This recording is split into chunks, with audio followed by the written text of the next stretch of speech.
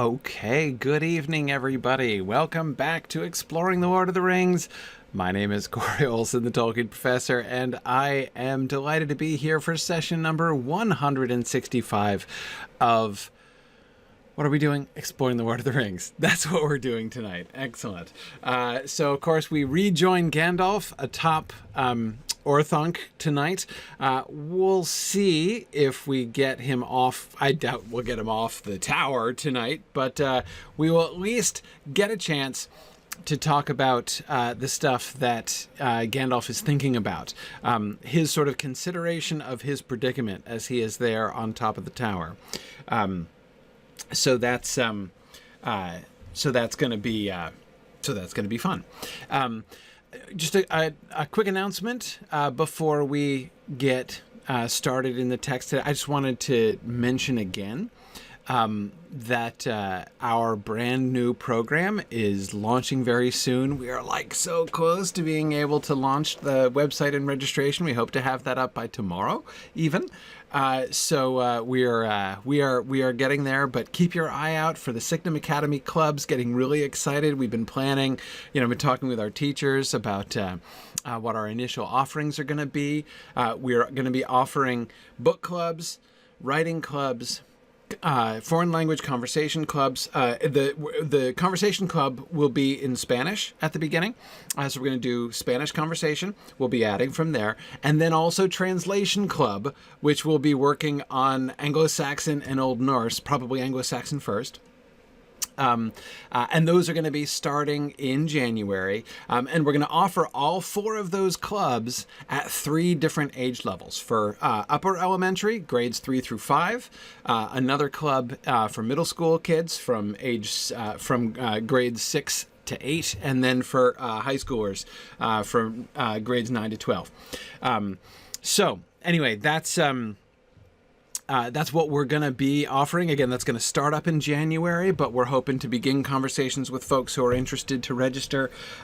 So anyway, it's going to be a lot of fun. I'm really excited because I know people have, a lot of students out there have been really not able to do the kinds of really fun extracurricular stuff. And I know that school has not been all that it could be for folks recently. So we're really excited to offer a really fun and, academically speaking, really high impact kind of opportunity to be able to get in a really good environment with folks who know how to do remote learning really well. And not to brag, but we do. Anyway, just really be able to be a part of this really fun community. It's gonna be a great time. So anyway, that's what is happening. I'm really excited about it. Keep your eye out on the signumuniversity.org website for the links to that, which should be up here. Very soon. So that's our big announcement. Really looking forward to beginning those programs soon, and I hope you will check them out. And in the meantime, let us get back to Gandalf on top of the tower. So we talked about his view of Isengard and what that sort of suggests about Saruman. One of the things I was most interested in that passage was the link, the causal link that Gandalf perceived between, or appears to perceive based on how he expressed it, between seeing armies of orcs in Isengard and concluding that Saruman is not yet in the service of Sauron, which seems at first like a kind of counterintuitive sort of conclusion to draw, right? But yet it is the one that he draws. Anyway, so now tonight we rejoin the text at the paragraph in which Gandalf talks about his thinking through the larger consequences of the situation, right?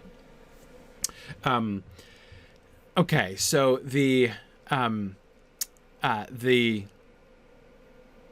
his description of his thoughts is as follows. That the Nine had indeed arisen, I felt assured, apart from the words of Saruman, which might be lies. Long ere I came to Isengard, I had heard tidings by the way that could not be mistaken. Fear was ever in my heart for my friends in the Shire, but still I had some hope. I hoped that Frodo had set forth at once, as my letter had urged, and that he had reached Rivendell before the deadly pursuit began. And both my fear and my hope proved ill-founded. For my hope was founded on a fat man in Bree, and my fear was founded on the cunning of Sauron. But fat men who sell ale have many calls to answer, and the power of Sauron is still less than fear makes it. But in the circle of Isengard, trapped and alone, it was not easy to think that the hunters before whom all have fled or fallen would falter in the Shire far away. Okay. So, several things I think are particularly interesting here. And yeah, Carrie, I agree. I think that it is really interesting I love the way that Gandalf describes both his hope and his fear as being ill-founded in the end, right? I like even more, yes, Gilganthir. Well, I really like the parallel, right, that he establishes between Barliman Butterbur and Sauron, right? I mean, he sets it up in what seems to me a deliberately comical fashion, right? Like this, as if there's like the two titans, the one representing hope and the other representing fear, kind of squaring off, one in the west and one in the east. In the east rises the dark specter of Sauron, and in the west, to oppose him, bearing the hope of the world, rises a fat man in Bree, Barliman Butterbur, and I think that's really kind of delightful. But of course, it's wonderful because it's wonderful in both directions, right? It's delightfully comical. It puts his hope into a sort of appropriate context, right? When he's like, on the one hand, I had Sauron the Great, and then on the other hand, I had Butterbur, right? Which sort of gives a nice sort of self-deprecatory contextualization, right, of his hopes. So like clearly I was getting my hopes up a little too high when I had Butterbur on the other side of Sauron there. But at the same time, it's also delightfully kind of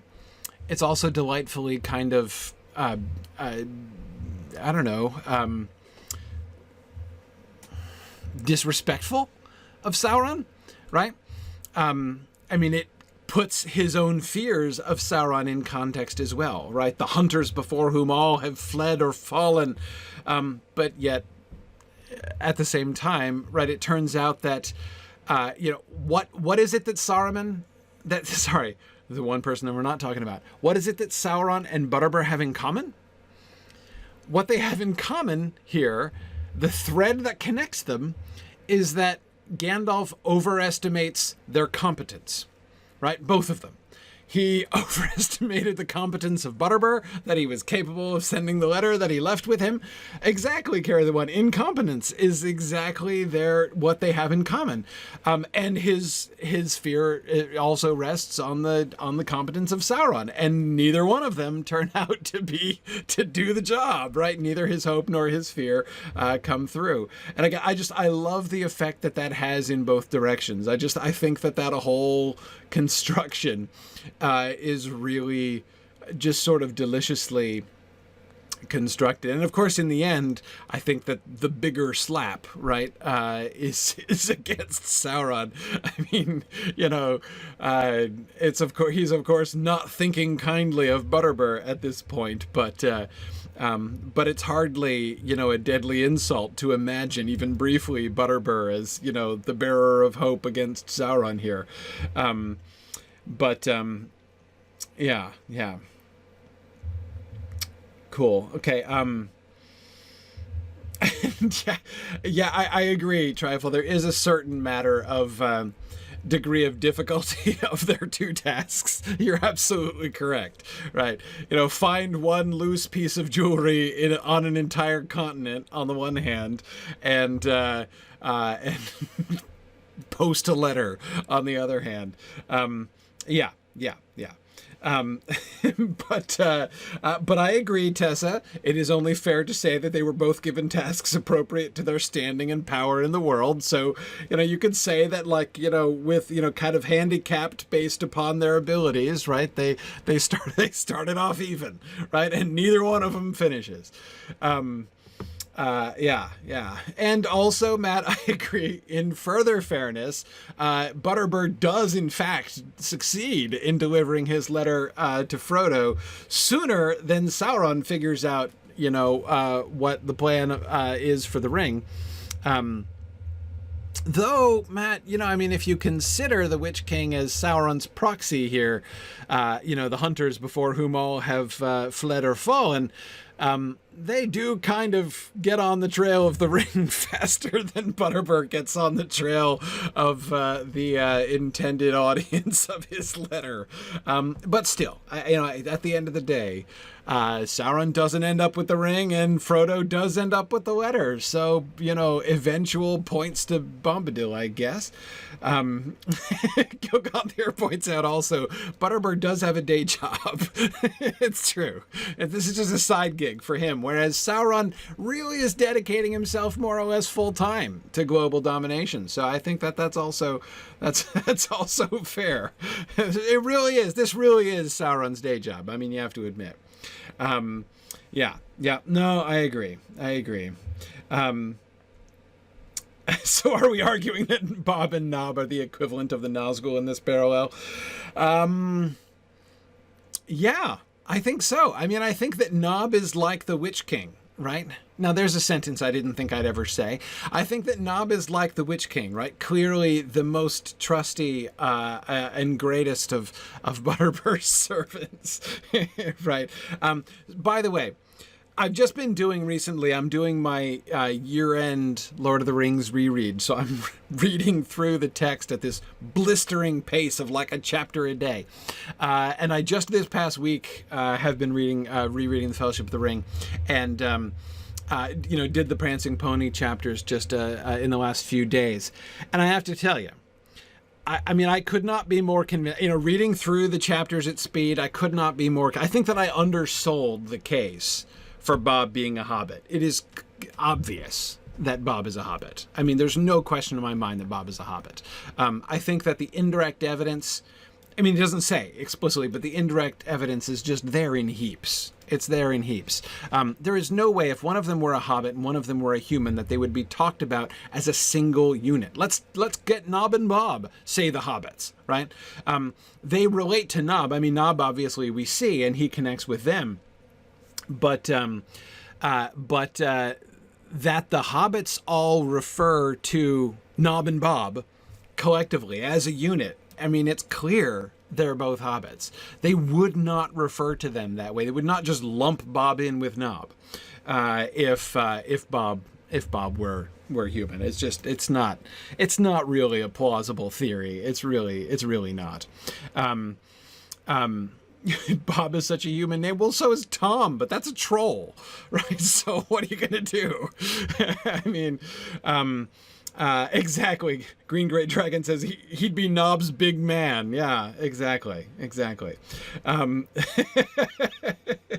So anyway, sorry. Didn't want to, actually, yeah, I did want to, stir up all debates.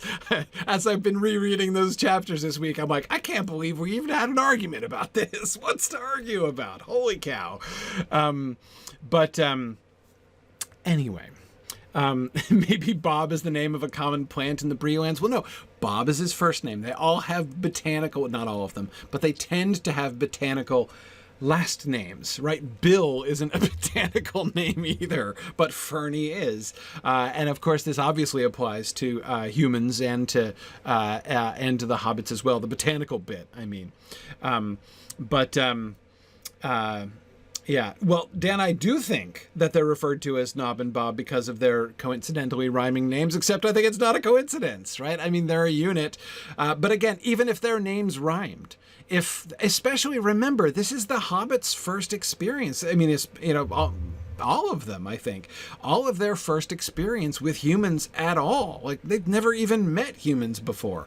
They're not just gonna, like, latch on to Bob like they do Nob. They clearly do relate to Nob, right? And it's one of the things, the appearance of Nob, the appearance of another hobbit in the hallways of the Prancing Pony is clearly one of the things that sets them at ease. They're initially set at ease by hearing the song outside, right? But they're set at ease by seeing Nob, and then they just lump Bob right in there with Nob, right? And speak of them both together with equal fellow feeling. No question in my mind. No question in my mind. Yeah. So that's the no, Sam, it's not about the rhyme doesn't prove that he's a hobbit. It is the way that the hobbit characters speak of Bob that makes it perfectly clear to me that Bob is a hobbit. So for those of you who are joining us late, and I know there are a bunch of folks on Twitter who might not have been around for episode 85 or whenever it was we had this debate originally, but in the text it does not actually explicitly say what the race of Bob in Bree is in the Prancing Pony, and I confessed when we got to those passages that I had always my entire life assumed that Bob was a hobbit. Now, of course, upon reading it again since then, I perfectly well see why. But anyway, there was debate. Some people were saying, oh no, Bob is human, and so we've been fighting about this for years. But of course we have, I think it's perfectly clear. And so yes, Dan is posting his picture of his Bob is a Hobbit face mask that he got from our Signum store. Absolutely. Yeah. So anyway, okay.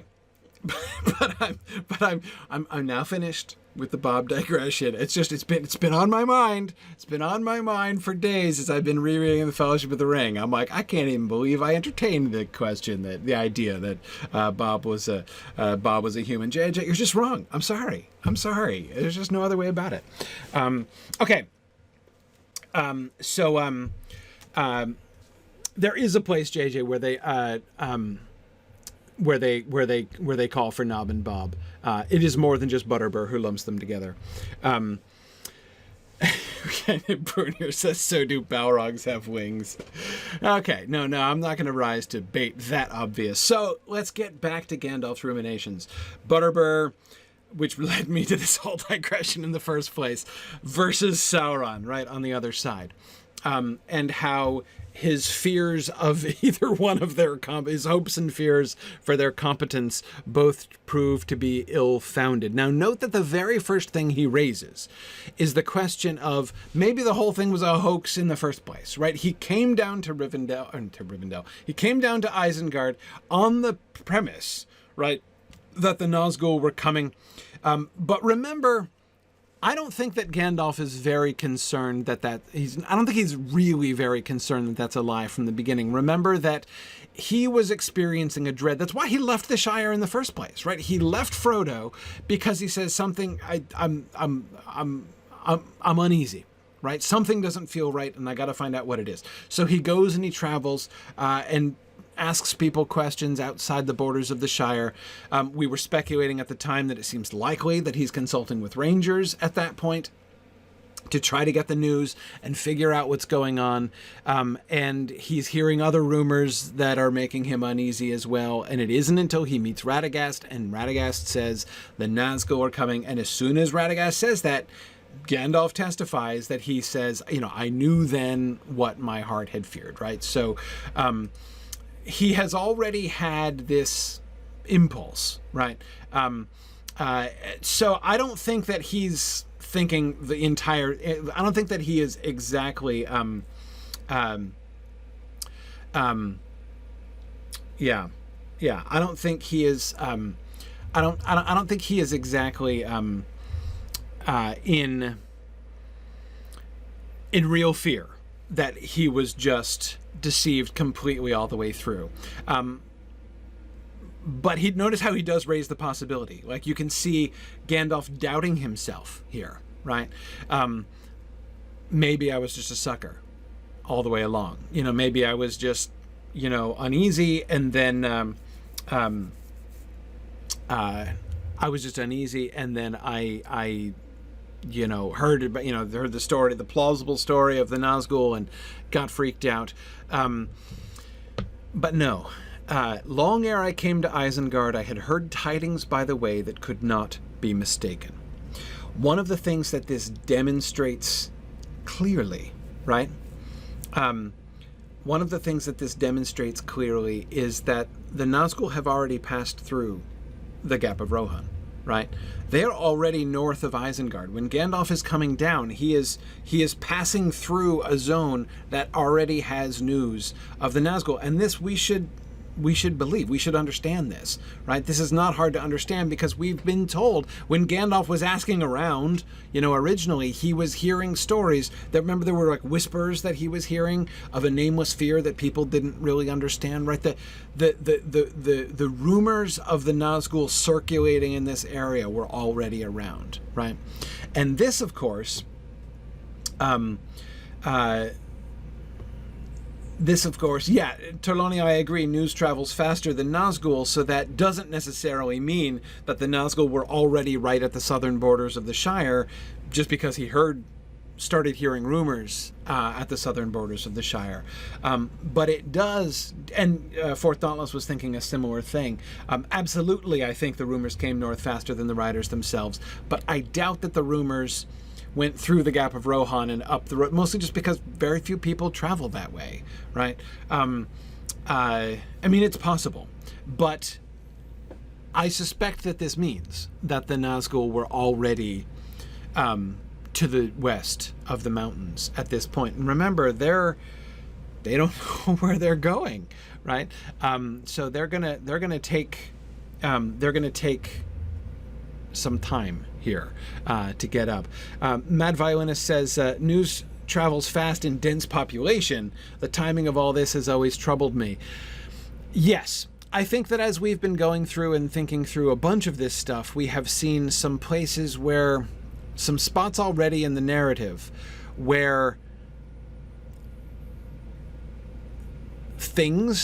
people will have had to travel very quickly, right, in order for things to work. This is something that we've seen on a number of occasions, but I think that's it's just possible. I would ask you to remember that Tolkien spent a lot of time jiggering with the timeline here with the story in his whole revision process, and ended up, there's so many different factors, right? I mean, he ended up, especially kind of working backwards, like oh my goodness, the messing around of the dates, even just like by a day or two in either direction, especially during the time after the party splits, right? Oh man, it gets really complicated then. And trying to keep in line, like what's happening on what day, and then changing his mind about some of the story elements, and so having to shift things around. It got really, really complicated, and he spent a lot of time. Those of you who did the Mythgard Academy discussions with me on the history of the Lord of the Rings books will remember that I that's the one element of those books that I didn't spend that much time focusing on. I tended to kind of skim over the sections where Christopher was like, and now more on the dates, right? But it's all there, right? And you can sort of see some of these decisions that he was making, and obviously many of these decisions kind of rippled backwards into some of the earlier dates as well. Anyway, yeah. Now, Dan, that's an excellent question. He says, the refugees that Gandalf was questioning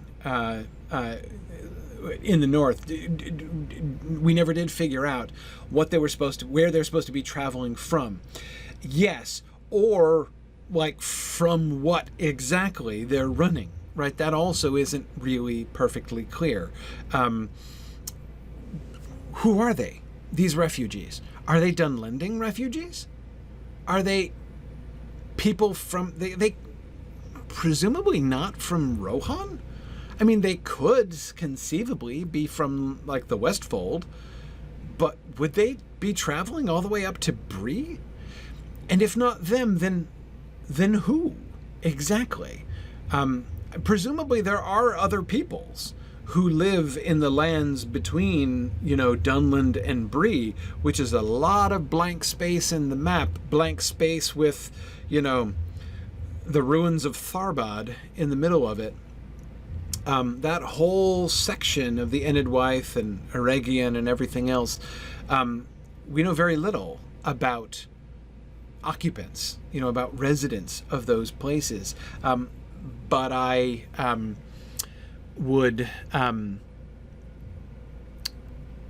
I don't see any necessary reason to believe that those lands are wholly uninhabited. I would imagine that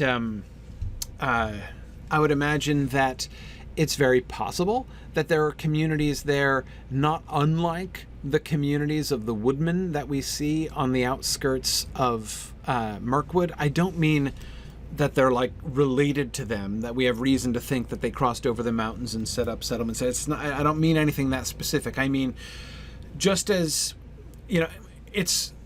we can't just look at the map, right, and identify the countries or cities that we know of from the book, right, from the the major events of the book, and think that those are all the people that there are, right? So we've got like Rohan, okay, that's where the Rohirrim live. So there's the Rohirrim there, and there's the Dunlendings over there, and there's like the Bardings of Dale, and there's the Bjornings of the Wood over here, and over there there's nobody, right? It's just like tumbleweeds from one end to the next. I don't think there's any reason to think that. There may well be lots of small settlements of folks, right, who live there, like there were bunches of small, before the Bjornings were a people, right, there were just a bunch of random, small, scattered settlements of people, like small rural, communities that were not part of any nation, that were just independent, homesteaders and households and things along the edges, and Bjorn forms them into a people, right? And that's who the Bjornings become. That happens right at the end of The Hobbit, right? When, Bjorn decides to become a public figure at the, in like the second to last chapter of The Hobbit. I think there's every reason to think that there are similar kinds of communities, so that there are people who live in those areas. The areas that are not marked as being part of a country, as being part of a nation. So we know, I absolutely agree, Praise, as you were saying, that they're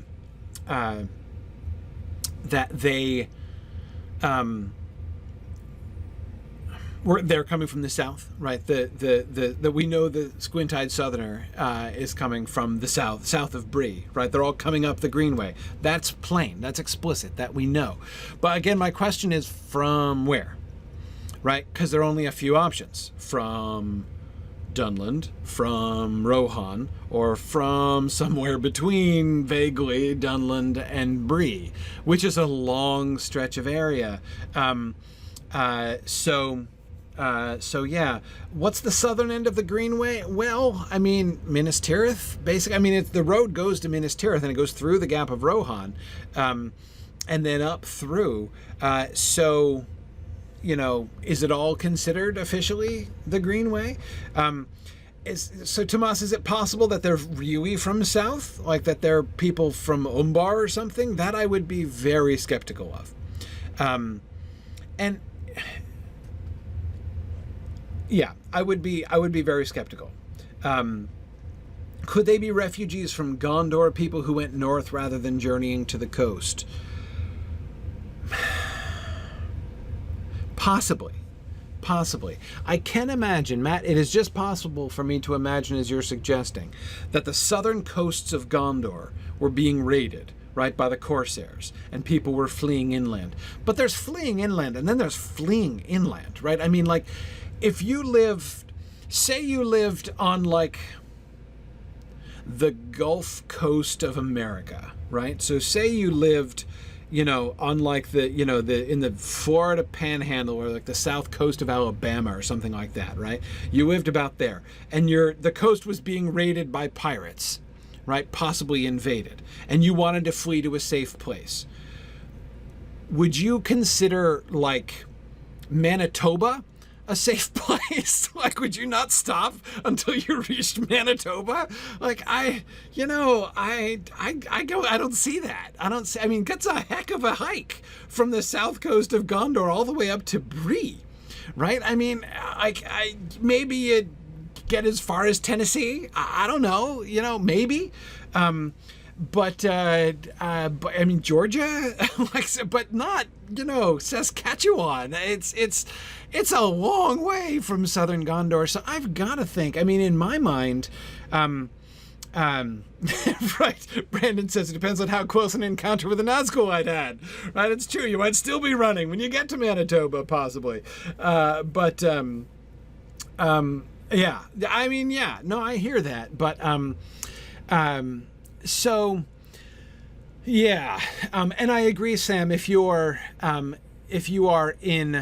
Gondor, you would think that their first thought would be to go up and go through the Gap of Rohan into Rohan, right, the land of their allies. Surely they'd be safe from coastal raiders in like the Westfold, right? I mean, surely the Corsairs aren't going to chase them that far, Yeah. Oh, I see. Matt is thinking of possibly invading ships or boats sailing up, the Brandywine to Sarn Ford or the Grey Flood up to Tharbad. Now, that's certainly possible. Those rivers are certainly navigable, I would think. And, of course, that's exactly the kind of thing the Vikings did all over the place, right? That's why it's how the Vikings ended up invading like Russia, right? Because they would go up rivers. Yep, I can imagine that. So that wouldn't be people from the southern coast of Gondor. That would be, that would again assume that there were folks in that area. So if say the Corsairs did invade so far as like Tharbad, that there were folks in that area who could be driven further north from there. That's possible. But the other thing that I think is here is Isengard. Saruman is keeping a low profile, right? We know he was keeping a low profile even to try to, we talked last time about him sort of concealing developments in Isengard, right? He would certainly consider them developments and, not, they would be steps up, right? Not steps down. But anyway, they would, right. So we talked about him concealing those things, so that he could entrap Gandalf. And again, if anyone is tempted to think, well, that's a heck of a lot of trouble to deceive one person, not if that one person might be bringing to you the ring of power, right? The one ring upon which your entire strategy focuses. If your whole stage one of your global conquest plan involves luring this one person in to your trap and trapping him and killing him and taking the ring from him, if that's plan A, you're going to go to any amount of trouble to make sure that that trap is properly set. So I don't think that that's in any way unlikely. But anyhow, Saruman is still keeping a low profile. Obviously, he's not revealed himself to Rohan yet, right? He's still attempting to deceive Rohan. But is he being more open to the West? In Dunland, for instance, we know that he's doing recruiting over there, right? That he's what he's doing with what the one thing we know for an absolute fact that he has been doing is recruiting the Dunlendings to join his armies, right? And that's not something that happens overnight. So I'm thinking he's already been doing that, and he's not going to do that in secret. Right? He's not going to be sending secret emissaries to be like, don't tell anyone else, but I'm secretly setting up a new power, and I'd like you to join me. He's not going to come to the Dunlendings as a conspirator, right? He's going to come to the Dunlendings as an overlord and take their service. That's the relationship he wants to establish with them.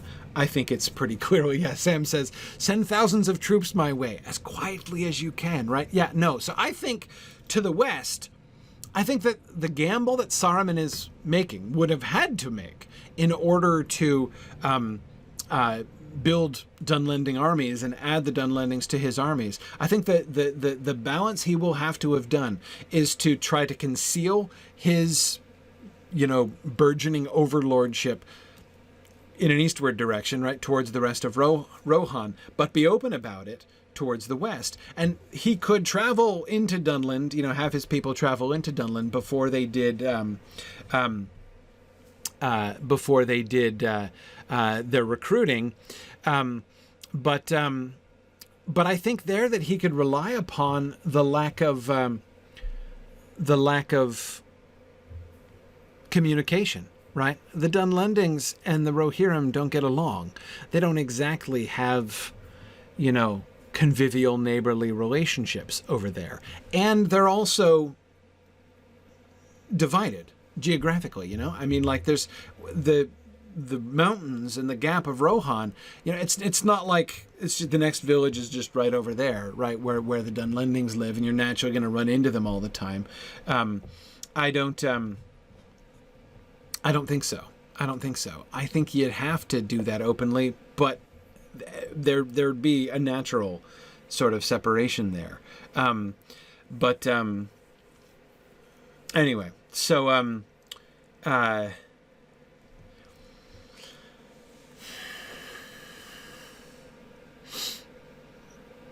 not saying there aren't problems with this construction, but it's interesting, right? I mean, it's interesting to think of how these other things. Now, Sarah, I think I saw you asking a very sensible question about the breeding of the Uruk-hai, right? And Matt was talking about this as well.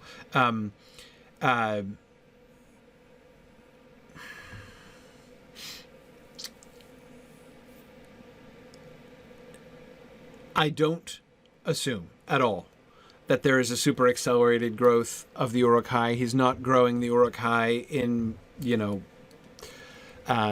mud pits under Isengard. Orcs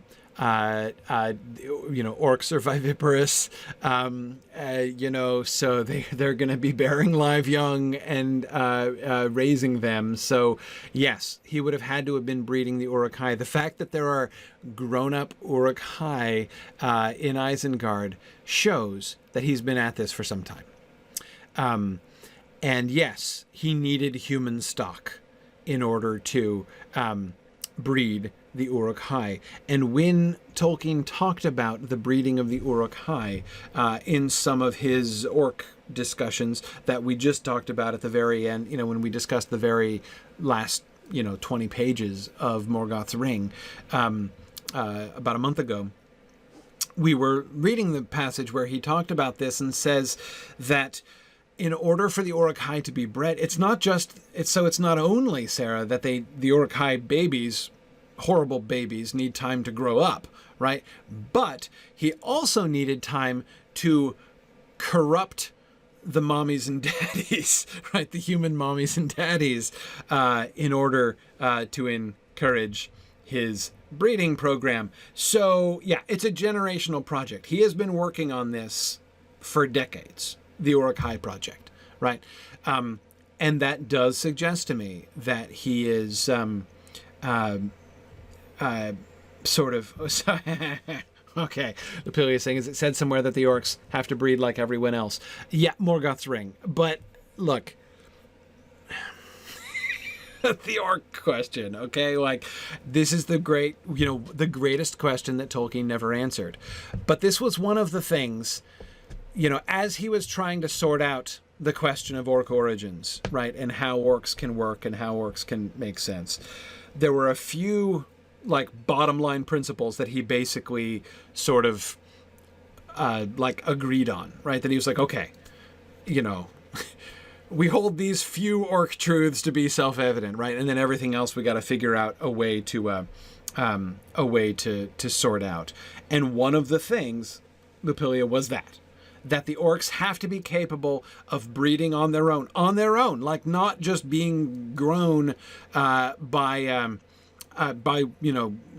wizards or evil overlords, because during the interregnum periods, right, during the time after the fall of Melkor and before the rise of Sauron, for instance, after the fall of Sauron and before the re-rise of Sauron, there are centuries that go by in which the orcs are operating autonomously, and they have to be able to continue to breed biologically during those times.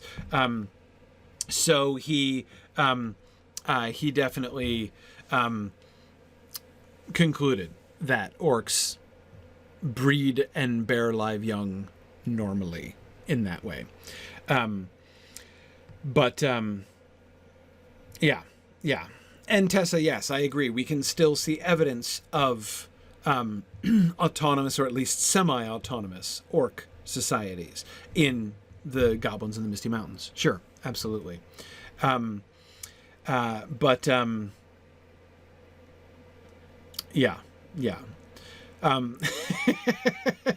JJ says, may I just say, I am glad George R.R. Martin wasn't writing this bit. I hear you, JJ. I hear you on that.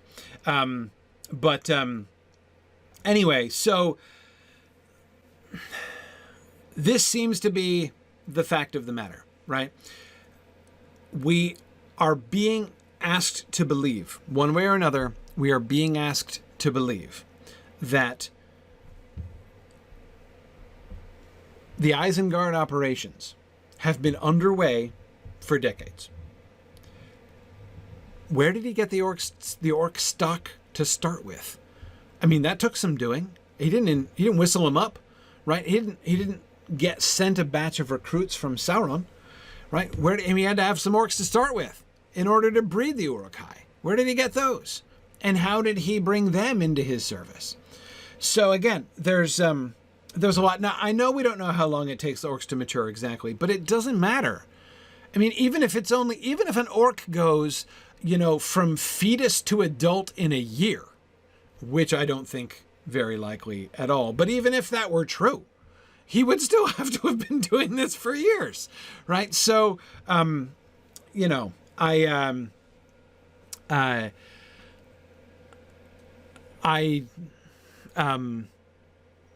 it's clear that this project has been going on for some time. So,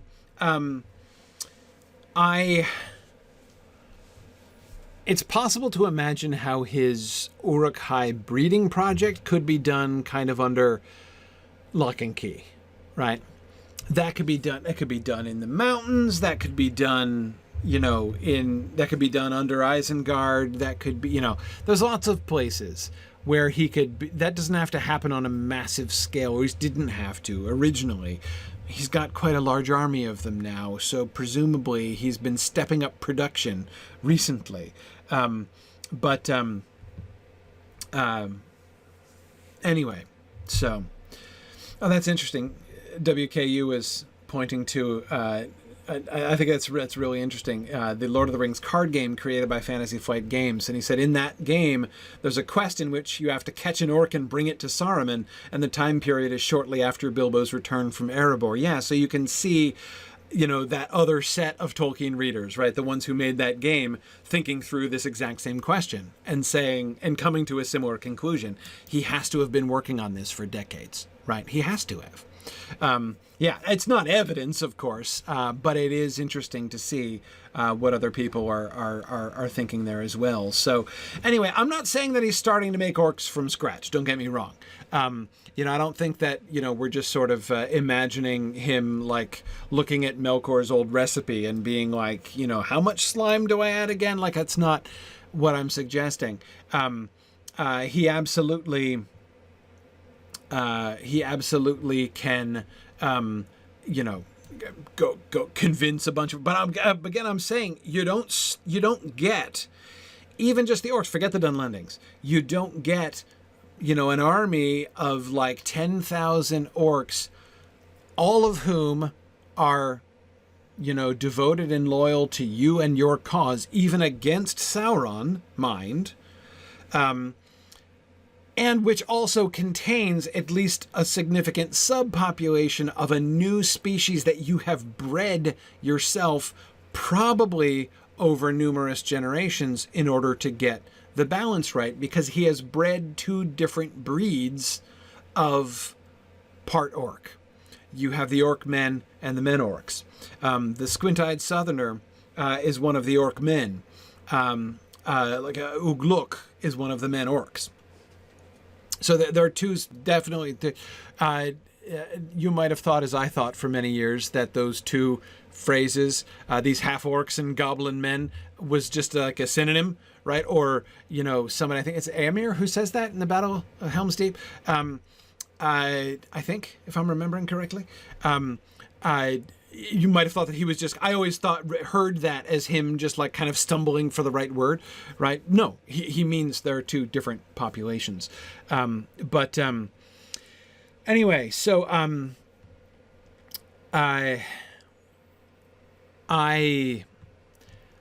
the point is, again, I cannot see how Saruman has not been up to this for quite a long time. And of late, in significant numbers. So, why am I talking about all this? This is all relevant to the question, where are the refugees coming from and why? That's why I think it is possible. Matt, I can't discount the idea. I like the idea of the Corsairs doing shoreland raids, and the idea of the Corsairs doing inland raids, like the Vikings might have done, right up the rivers. Certainly, it's not impossible or inconceivable in any way that could be happening. I doubt that that's happening primarily because the people of Minas Tirith are sending their women and children down towards the coast for safety. Anyway, but nevertheless, that's not really the point. We know the Corsairs are attacking. We know the Corsairs are a problem in the south, and even not too very far away from where the women and children of Minas Tirith have gone. They don't have all that many awesome options when it comes to evacuating Minas Tirith at that point. But the point is, I think that it's more likely that there is a more proximate source of trouble, and it's Isengard.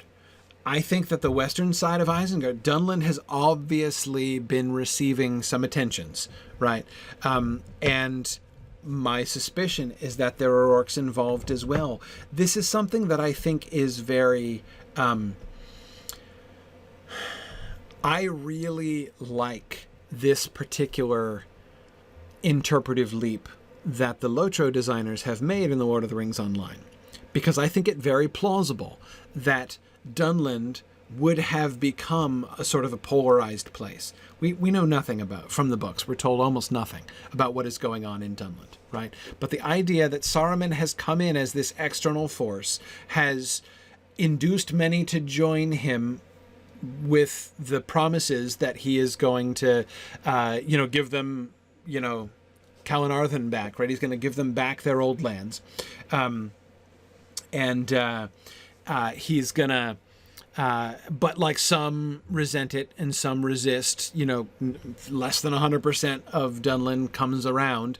Some of the tribes, some of the different, peoples in Dunland are probably not going to want anything to do with him for various reasons, some good, some bad, maybe, who knows.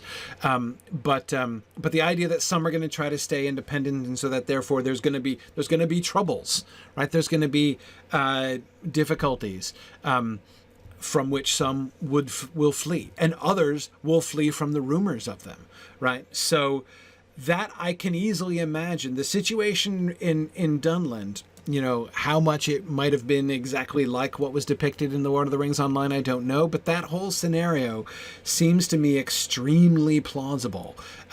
Something like that almost must be happening, it seems to me, in Dunland. His recruitment, Saruman's recruitment, can't be absolute. And so there must be resistance. And so there must be infighting. And he must be trying to suppress those who are attempting to undermine his sway over the others, right? There almost has to have been violence in Dunland. And yes, a kind of colonialism right now. Absolutely. Absolutely. And as you say, Bjarnasonar, all of the socio-political chaos that goes along with that. Absolutely. And presumably a ripple effect up through that part of Eriador, right? Where even if it's not Dunlendings themselves who have made it up as far as Bree, right? Even if so let's imagine that in the Enidwife, and even north of the Enidwife, there are scattered settlements of people, right? Scattered settlements of people who are, not affiliated with any land or lord or anything, so they don't have a label on the map or anything like that, but there's folk that live there. Well, their lands are now suddenly invaded by Dunland refugees, right? As people, the losing side, which at this point would be the anti-Saruman factions, right, are fleeing Dunland, and north is by far the obvious place for them to flee. They're not going to flee south into Gondor. They're certainly not going to flee right past Saruman's front door and into Rohan, who are not fond of them anyway. North is obviously where those refugees are going to go, and then there's going to be troubles there, right? As the homesteaders who are set up there are going to be like, now we're getting invaded from the south, and there would likely be incidents of violence and stuff, and so some of them are going to be then fleeing to the north. So it's this kind of ripple effect that I would expect to lead to the refugees in Bree that we hear about when we get to the Prancing Pony. That's the only thing that makes sense to me. It's not the only thing. Again, I can imagine other scenarios, but that seems to me the likeliest explanation for what we're talking about. I saw somebody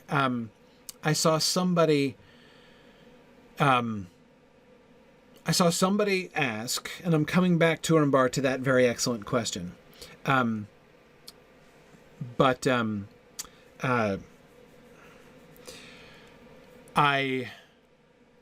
saw somebody ask before, for how long have the refugees been coming north? And the answer is not that long. It's fairly recent. It's described as a recent phenomenon at Bree, at the Prancing Pony. They do not give the impression at all. I mean, the things that they say seem to me very much to suggest that the refugees have not been coming up for years. It's recent that they've been coming up. Now, again, it would take some time for the ripple effect there. It's also possible that some of the it is possible that some of the refugees in Bree, it's possible that they're even fleeing the Nazgul. Now, that seems isolated, right? That is, I mean, if you live in a homestead or, a small settlement, down there, and the Nazgul come into town, you're going to be freaked out. Are you going to up stakes and leave just because something scary came through town? I would kind of doubt that. So Mad Violinist, it isn't that Gandalf would necessarily think that the migration was due to the Nazgul, but he would have been hearing that I think that their encounters with the Nazgul happen while they are on the road. That's what I think. There were people on the road, and of the people that Gandalf meets on the road, some of them have heard rumors or tell him rumors of scary encounters that they have had, which leads him to conclude that this is that he's hearing evidence of the presence of the Nazgul.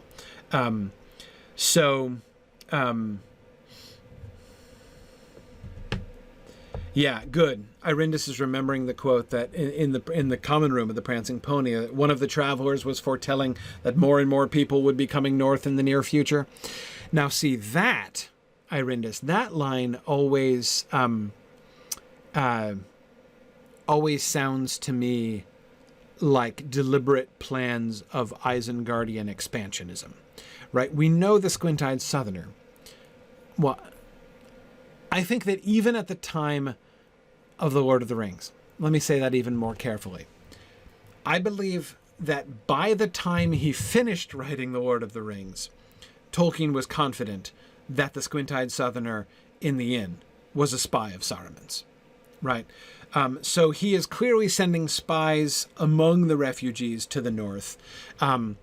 The person who said that in the inn, Irindis, I think might well have been my friend Quinn, the squint-eyed southerner. But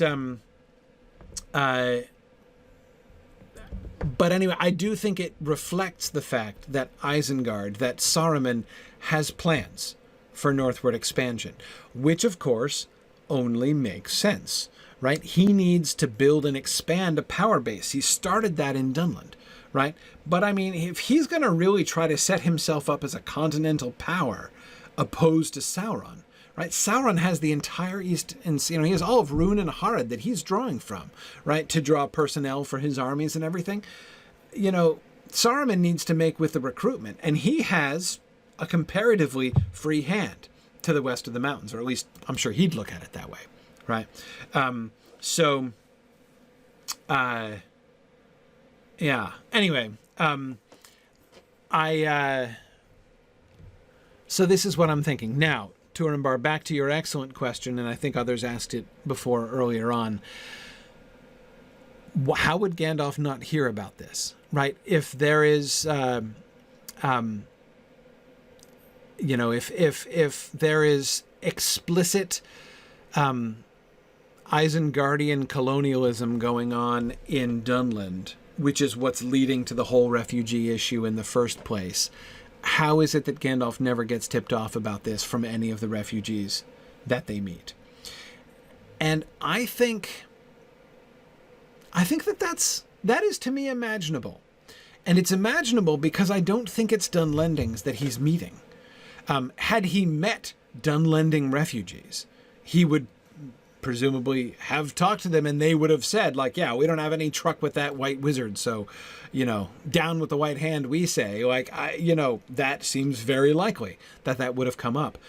But those who have been displaced by the displaced Dunlendings, which is what I suspect the refugees in Bree are, as I said, that kind of ripple effect moving north, they wouldn't necessarily know they wouldn't know why those Dunlendings had invaded. All they would know is, like, now all of a sudden we're getting invaded by the Dunlendings, right? They've come and we can't fight them, so we just have to flee. Would they know why? Would they stop and talk with them to say, like, tell me about the socio-political unrest in Dunland that has led to your invasion of our territory? No, they'd be too busy running and screaming, right? I think, yes. So I think that he's meeting people displaced by the displaced Dunlending refugees. That is exactly what I think, Sam. Possibly people displaced by them. Can't rule that out. And yes, I'm trying to work that into a cunning, the people who have sacked the people who were sacked have just been sacked joke, but I'm not able to do it with sufficient cunning. But anyway, yes, I think that that's possible. Yes. Keep in mind also, this kind of unrest, not strange. Not really, even in a sense, particularly newsworthy. Remember the bit of the council that we skipped? I don't mean we didn't skip any part of the council. I mean the part that the narrative skipped. The early part, of which the tale of Glóin about what's happening in the Lonely Mountain was selected, was kind of cherry-picked as a representative sample. Remember that the first agenda item on the council's agenda was updates about difficulties and unrests that are going on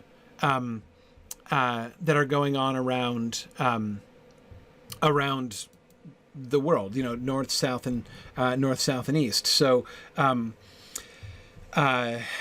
anyway, I think that seems it seems to me enough to explain why Gandalf, in his rush down, because he's in a hurry, for one thing, right? I don't think he's having, he's not like traveling for days alongside these people, right?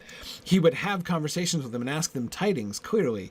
But again, I don't think that he's, again, he's not living with them for days, and so going to hear some, stray reference to the White Wizard or something like that.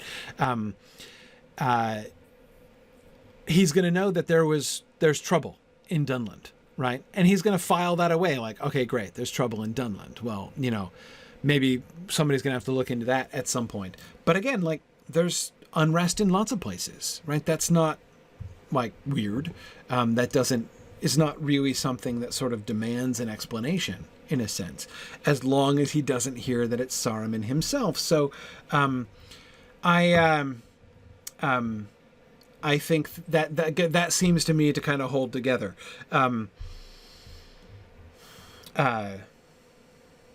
Yeah.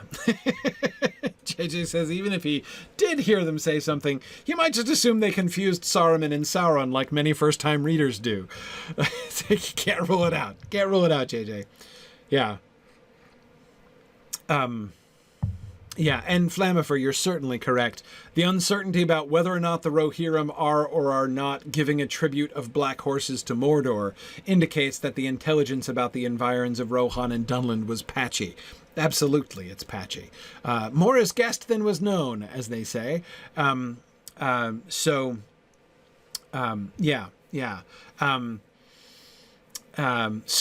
that's I think that seems to me the most plausible reconstruction of what must have been happening there. So it is through this chaos, right? Dunlending, civil conflict, Dunlendings fleeing north, displacing people who are then fleeing north, some of whom end up in Bree. Among crowds of people. I don't think that they're like, it's not like, between the Blue Mountains and the Misty Mountains is like wall to wall people, right? But folks who are there are experiencing this, and we have these straggling refugees heading north. Among those refugees, three things are happening, right? One, Saruman is inserting spies, some of whom clearly have expansionist tendencies, some of whom are clearly scouting out and laying the foundation for Saruman to, if not invade, then, begin establishment of an increased and a broadening power base to the west and north. So that's one thing that's happening, the spies of Saruman. The second thing that's happening is Gandalf coming south against the stream of them, right? And therefore encountering many of them on the road, as the Greenway is, the fastest and best way north. He's doing that, apparently. And those are the ones that he's talking to, because the third thing that's happening among these refugees is that there have been Nazgul sightings, or at least near encounters of Nazgul, or rumors of close encounters with Nazgul that have been spreading up and down and around the road. It is not obvious, by the way, that the Nazgul would just stick to the road and run, because remember, they're not traveling to a destination. They don't know where the destination is. So they're going to be, like, for all they know, this wild land with the uncouth name of Shire is, due west of the Gap of Rohan. Right? So they have to, beat the bushes all around the wild there, not just ride straight up the Greenway as fast as they can, like Gandalf is riding it down. This is another reason why I think it's very plausible to imagine that rumors of the Nazgul reach up even to the, south of Bree by the time Gandalf comes out to get tidings there, right before midsummer. because it's entirely possible that some of the refugees have traveled north all the way up to Bree long before. They could have had an encounter or a close encounter with the Nazgul way down in the south, right? Down like south of Tharbad, right? But they get up to Bree before the Nazgul get that far, because they're not going straight. They're searching around the countryside. Yeah, no, Frumius Bujam, I'm not saying that they actually talked to the Nazgul. But yes, there's on them sits a fear of which they would not speak, says Gandalf before he hears about the Nazgul from Radagast. And on the way down, he says, I heard tidings that could not be mistaken. Not 100% sure. Not 100% sure what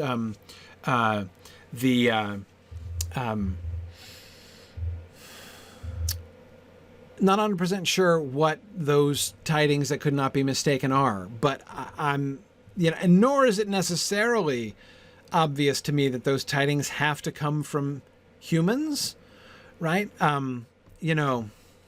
With bird on bough and beast in den, in their own secret tongues he spoke, right? So he could be talking to animals and birds along the way, and from them hearing tidings that he cannot mistake as obvious evidence that the Nazgul are en route. But it seems to me very likely that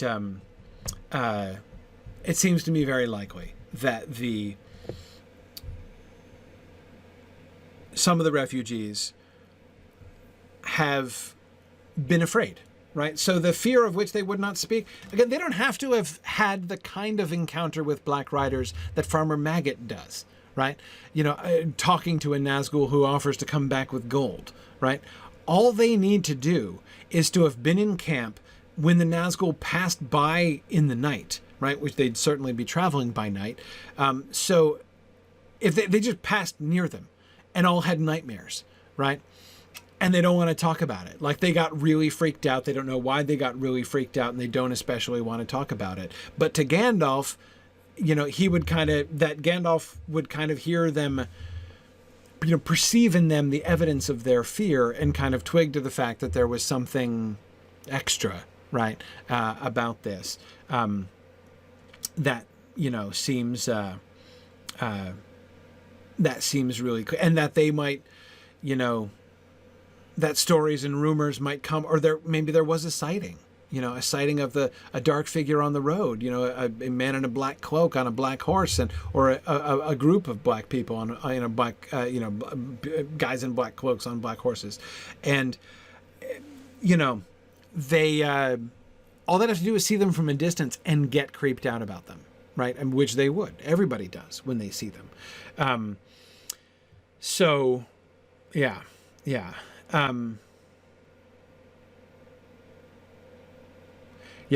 Anyway, so I think it is possible. That he can, and I would think, by the way, as well, since he's hearing rumors, which he is attributing to the Nazgul,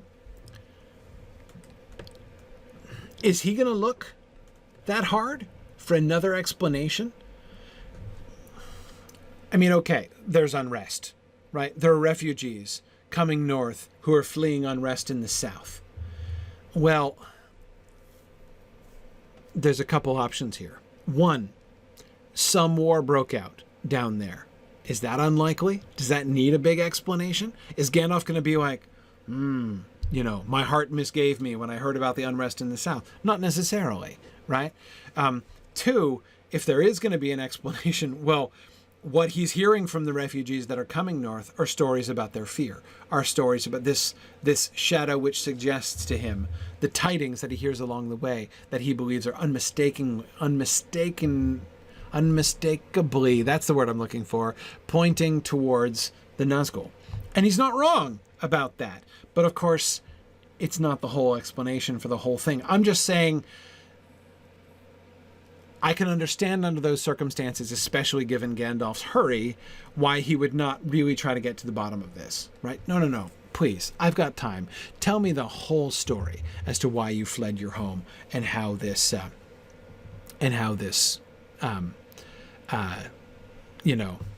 happened, down in the south.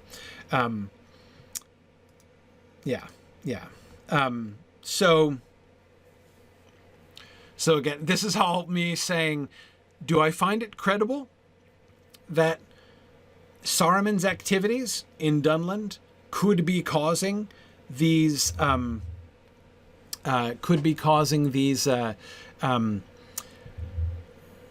refugees, whole situation, and Gandalf be swimming, upstream against the refugees the whole time and not have heard about, the rise of Isengard? Yes, I do think that. I do think that that's plausible. Okay. Not making swift progress through this paragraph, but I guess that's the story of my life, isn't it? Let's see. Fear was ever in my heart for my friends in the Shire, but still I had some hope. I hoped that Frodo had set forth at once, as my letter had urged, before the end of July, so that he would make it to Rivendell. Just get out. Enough with the stealthy plan. I don't care if everybody knows where you can just get out of the Shire right now, because the Nazgul are coming.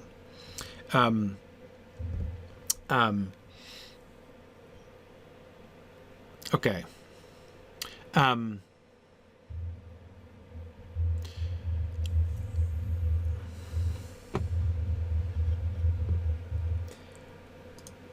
Yeah. Here, hang on one second. I need to do a quick thing here.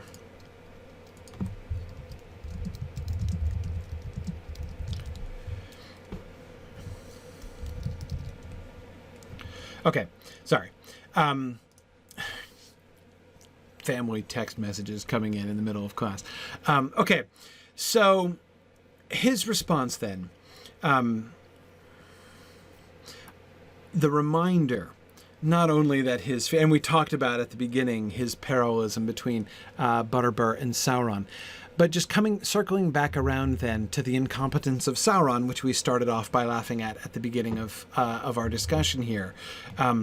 The power of Sauron is still less than fear makes it. In the circle of Isengard, trapped and alone, it was not easy to think that the hunters before whom all have fled or fallen would falter in the Shire far away. And there are a couple things that I really like about the way that he says these things here. First, and I agree with you, Green Great Dragon, that my friends in the Shire is a nice little further endorsement of the hobbits, the way that he speaks to the council here, right, of the hobbits as kind of like his colleagues, right? It's not like, oh yeah, those like helpless little hobbits that I left behind, what were they possibly going to do? He doesn't talk about them like that, right? His friends in the Shire, and they're, not going to be warned except unless Butterbur sends the letter. I think that that's one really interesting thing there. And of course, notice also how that then connects to the implication, before whom all had fled or fallen would falter in the Shire far away. And yeah, the alliteration is beautiful there, isn't it, Tarlonio? Who had fled or fallen would falter in the Shire far away. Fled, fallen, falter, far is delightful. But more there. Imagining that the Nazgul would falter in the Shire. We spent quite some time looking at this, and we spent a lot of time when we were discussing, from I was about to call it the Battle of Buckland. It's not exactly a battle, but the conflict in Buckland, right, with the Nazgul, our discussions there, through, of course, our discussions of Weathertop and the work that I was encouraging us to do as we were going through there, to be putting ourselves in the Nazgul perspective and from looking at things from their point of view and trying to appreciate some of the difficulties that the poor Witch King was up against, right, there. It's not as easy as it might sound. But all of that stuff, in fact, there's a great deal of faltering, in fact, that the Witch King and the Nazgul are going to do, right? That's yeah, the Buckland incident. Yeah, that seems appropriate.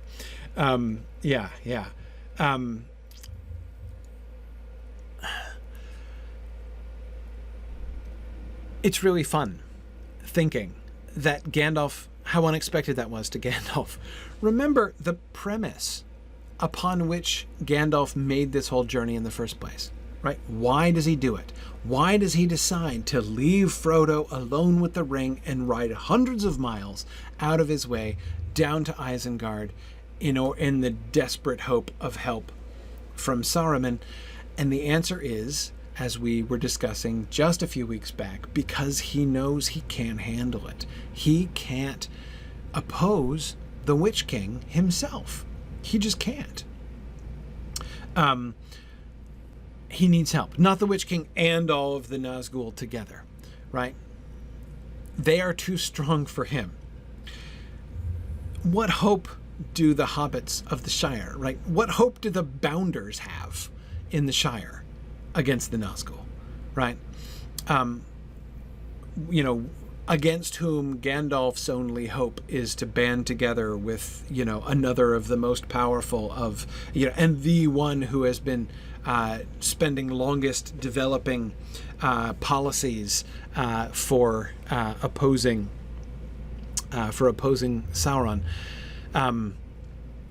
It's only by a secret weapon that they could possibly oppose them, and yet the hobbits do it, right? The hunters before whom all have fled or fallen do falter in the Shire far away. These same Nazgul, the same guy, right, before whom the armies of Gondor could not stand, by Boromir's own testimony, right? The armies of nobody could abide the coming of the Dark Captain on the battlefield, and his next stop, Bam Furlong, right? As the Witch King, I don't know that it's the Witch King who comes to Farmer Maggot himself, but yeah, now Sam, of course, you're absolutely right that they were closer in proximity to Mordor. To what extent do the good guys understand that? Do they know that? We see it, right? We observe it. Do they know that for sure? I'm not sure. But yeah, Mad Violinist, it is true, right? What would Boromir say if he heard that the farmers of Buckland, blowing horns at dawn, routed the captain who, again, I don't think, is the Witch King himself there? I think maybe he is. I'm trying to remember. In some of his flowcharts about this, Tolkien describes where the Witch King is, and I'm trying to remember. What I'm trying to remember is, because there were a bunch of drafts of these, which one he ended up using. Yeah, I think he's away south too. I don't think that he's personally in Buckland, but still, the point remains, right? The Nazgul, before whom the armies of Gondor could not stand, run away in front of the farmers of Buckland. So anyway, yeah, I think that proximity effect might well be ill understood. When was the last time the Nazgul have been up in these parts? Angmar, right? And that was at a different time. That was when the Witch King had set up a center of power for himself up in Angmar, right? So it's not the same as here.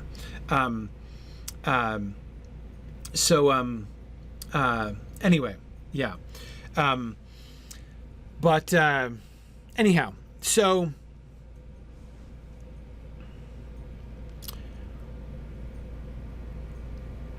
it's natural that Gandalf would have a hard time imagining that the Nazgul would falter in the Shire among his friends, Gandalf's friends, not the Witch King's friends, but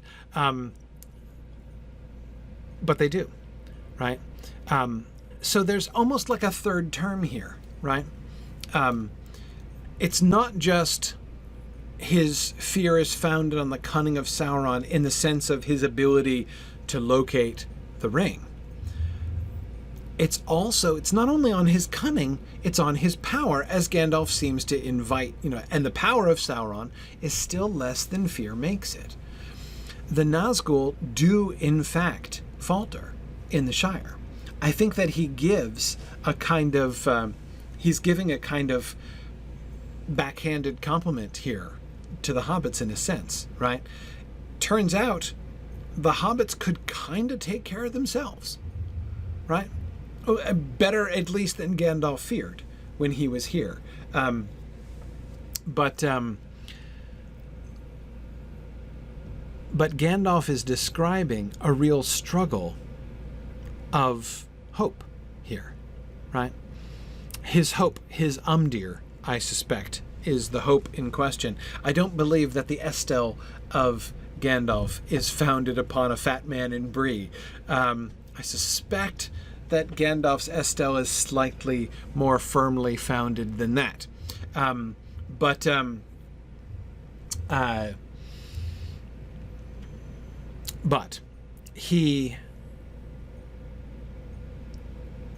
there's the question of, is he going to hold to his Estel, to his hope? Things look very bad right now. And he is in a terrible predicament, one of the worst he's been in his life, he says. In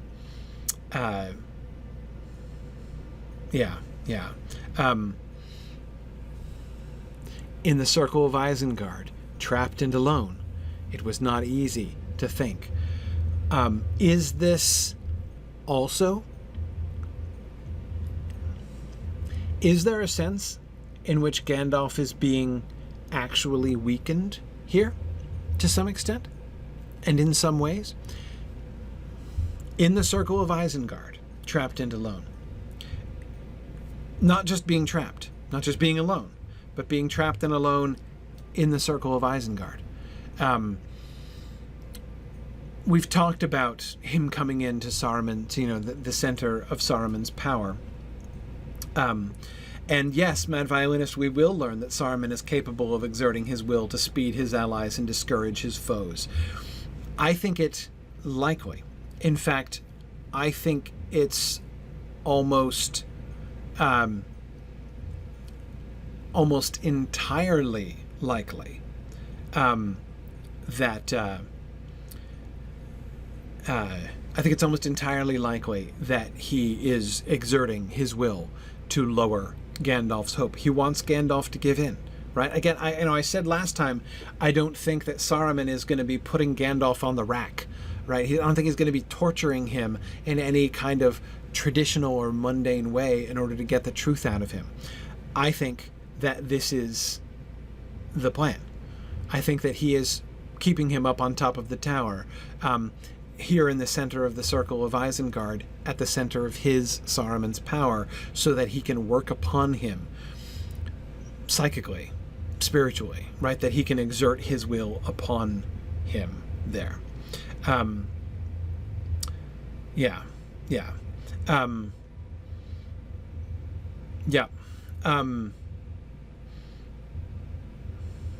And yeah, Sam says this comes close to working. If Gandalf concludes that the Nazgul have definitely captured Frodo, he might break. Sam, I can see the possibility of that. I mean, you might want to say Gandalf would never break, but it's not. Remember the argument, and JJ, exactly as you say, this is how he's going to get Gandalf to see reason. That's been Saruman's pitch all along, right? Be wise, Gandalf, if even in your own behalf, right? Be wise. You need power, right? How are you going to help your friends if you're stuck up here in the tower? But if you work with me, right? I have power. I could help your friends. I can oppose the Nazgul, right? working together, we could certainly make sure that the Nazgul don't take the ring. And look, the Nazgul are already there. They've probably found and killed your friends already. They probably have the ring and are bringing it back to Sauron right now. Surely you would join with me in order to take the ring from the Nazgul, right? Because who wants that, right? So anyway, I do, that does seem to be exactly the kind of line of thinking that Saruman is undertaking here. That seems to me exactly the kind of thing that he's been working on.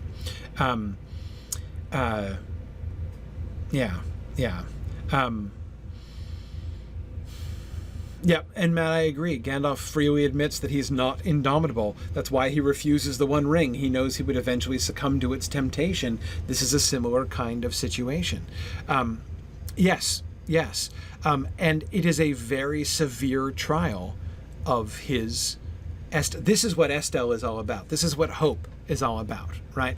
Hope is not thinking that things are going to turn out okay, thinking that things are not so dark as they appear, right?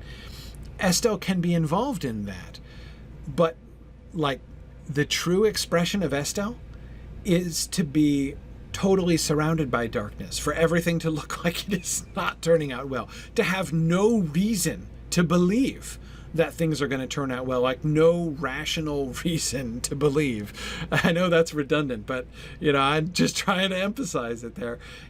And to still trust that, to use Galadriel's words, what should be shall be, right? That I've always thought was the most elegant expression of the principle of estel, of hope, right? What do you want? That what should be shall be. And to believe that what should be shall be. No matter how things turn out, in the short term, right? JJ, because when you realize that there's light and high beauty forever beyond the shadow's reach, what do? What does Sam do? When he has that moment, there in Mordor, in the middle of Mordor, alone, without decent supplies, with very little idea of where he's going, and Frodo practically comatose, and Nazgul descending on them, and orcs all over the place, and Gollum still at large, and you see the star through the clouds, and you perceive that there's light and high beauty, what do? You go to sleep, Forth Dauntless, exactly. You go to sleep without even setting a watch. That's what you do, right? It's not reasonable, right? It is an act of trust.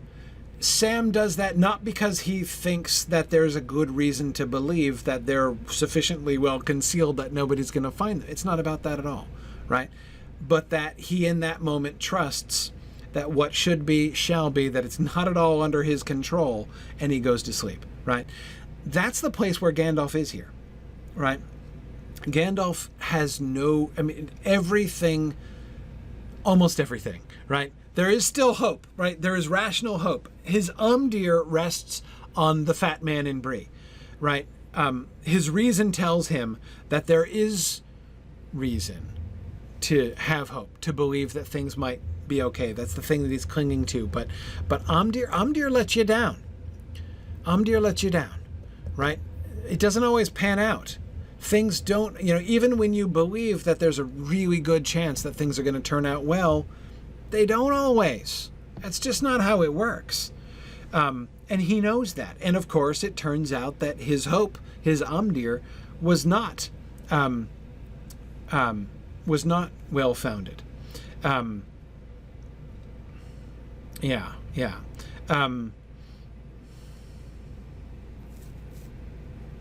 Now Arden Cran is wondering why Gandalf doesn't try to misdirect Saruman, or pretend to go along with him or something like that. I saw you suggesting before. I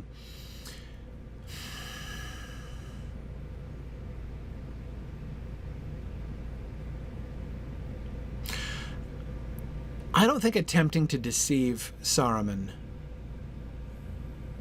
it doesn't seem to be a great plan,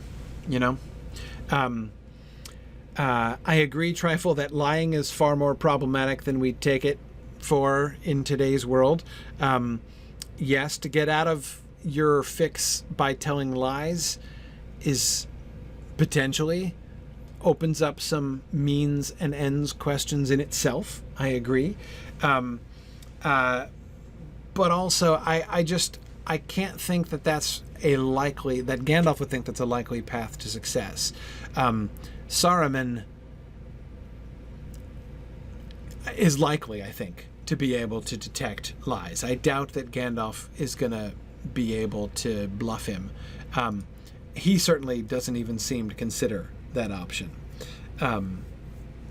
Blatant lying would be using the enemy's tools against him. Yeah, it would. It would. Right. Good. Green Great Dragon is recalling how Aragorn would not snare even an orc with a falsehood. Yes. Yeah. So I agree. I mean, that's lying your way out of a situation seems like a perfectly natural, plausible, and sensible course of action to many of us. Aragorn obviously doesn't think so. And it doesn't seem that Gandalf thinks so either. Sorry, that was Faramir. You're right. It's Faramir who says that. My apologies. Yeah.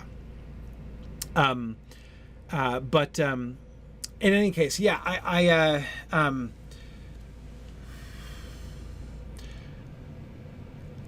it's possible to imagine any number of ways in which the deceive Saruman plan would backfire, or could backfire. In direct or indirect ways. So, yeah. But no, I think that, you guys are right to insist. Can we think of an example? Can anybody think of an example in Tolkien's works? Any of Tolkien's works? Any of Tolkien's Middle-earth works? Where somebody tells a lie for a good end, right? Like, to deceive the bad guys, this same, kind of situation. And it's okay. Like, it's perfectly fine. Frodo doesn't lie about living in Crick Hollow. He, in fact, sells Bag End and buys the house in Crick Hollow, moves all of his stuff. He does move there. He just moves out after a few hours, right? I mean, he's not lying, right? He is, in fact, relocating to Crick Hollow. Temporarily, but he does actually own the house, and he's moved all of his stuff there, right?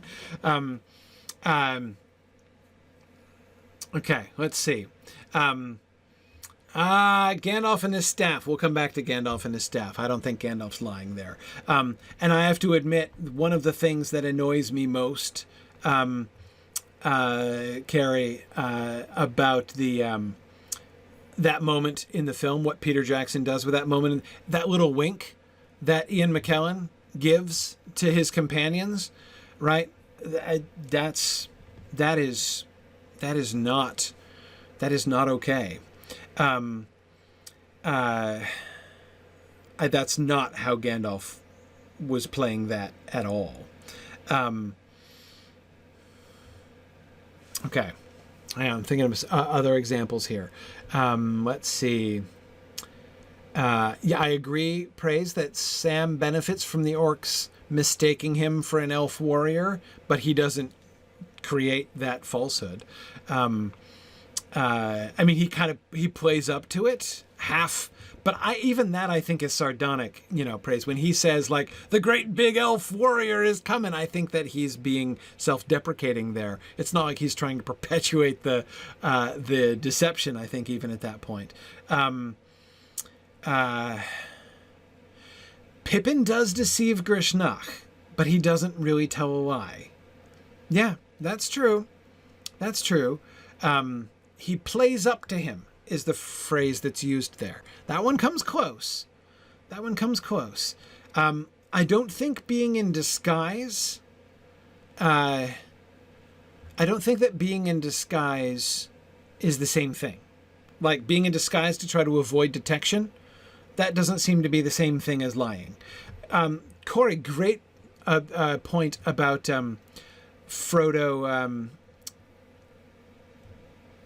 discomfort with deceiving Gollum, with the way that he's about, at the Forbidden Pool, right? Remember that twinge of conscience that he has? Like, this was too much like deception. Like, he almost tells a lie. He still doesn't exactly tell a lie, but he's prevaricating to Gollum, right? Deliberately. And he feels guilty about that, right?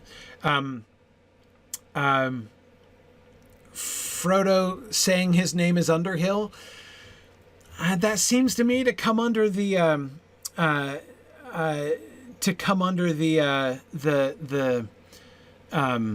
disguise clause, I think. I mean, technically, my name is Underhill is a lie, right? But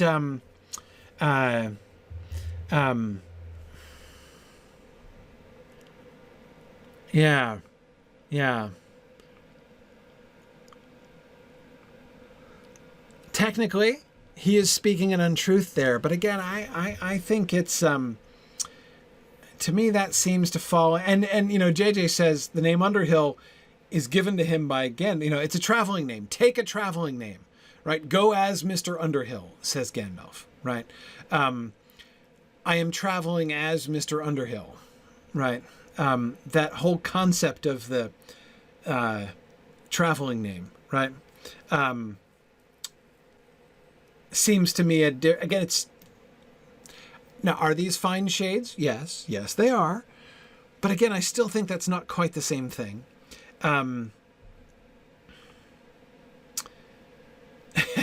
No, Sam's statement that he was trimming the grass under the window is not a lie. He was, just not at that moment. He had been trimming it.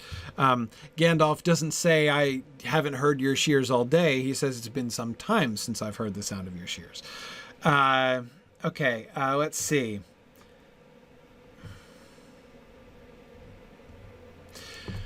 Beren and Luthien to Morgoth.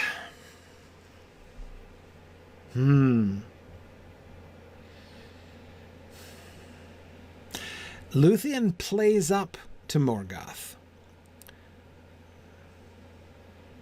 And in a parallel I'd never thought of before, kind of like how Pippin plays up to Grishnak. But I'm trying to...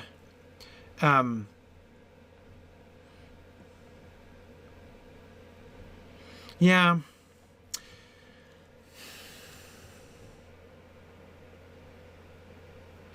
Yeah, Mad Violinist, you're right. In the Lost Tales version, she out and out lies to Morgoth. That's true. But in the Lost Tales version, she out and out flirts with Morgoth. So, like, her telling lies to Morgoth is not the beginning of my moral discomfort with the Beren and Luthien scene in the Book of Lost Tales. She flirts with Morgoth there. So,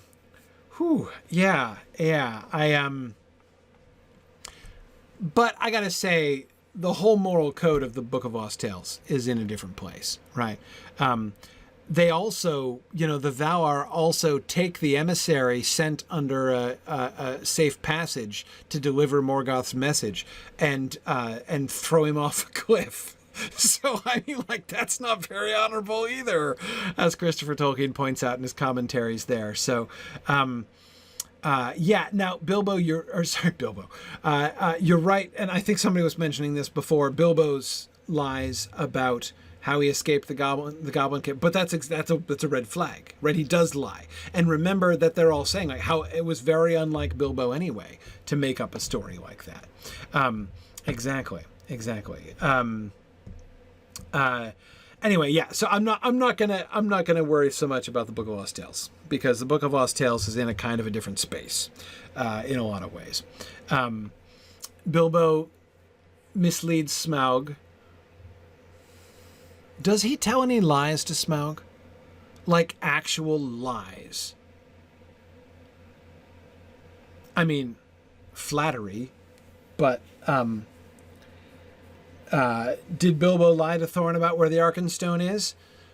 No, but he deliberately conceals it, and that's a dubious action, right? I mean, his taking and concealing of the Arkenstone is all manner dubious.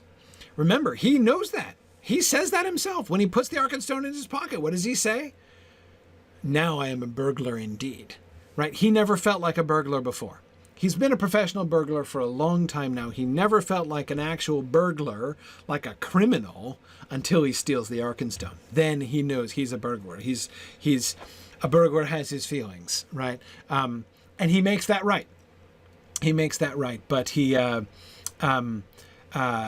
but yeah, I don't think Bilbo lies to Smaug. He misleads him, but he, by telling riddling names, but they're all true names.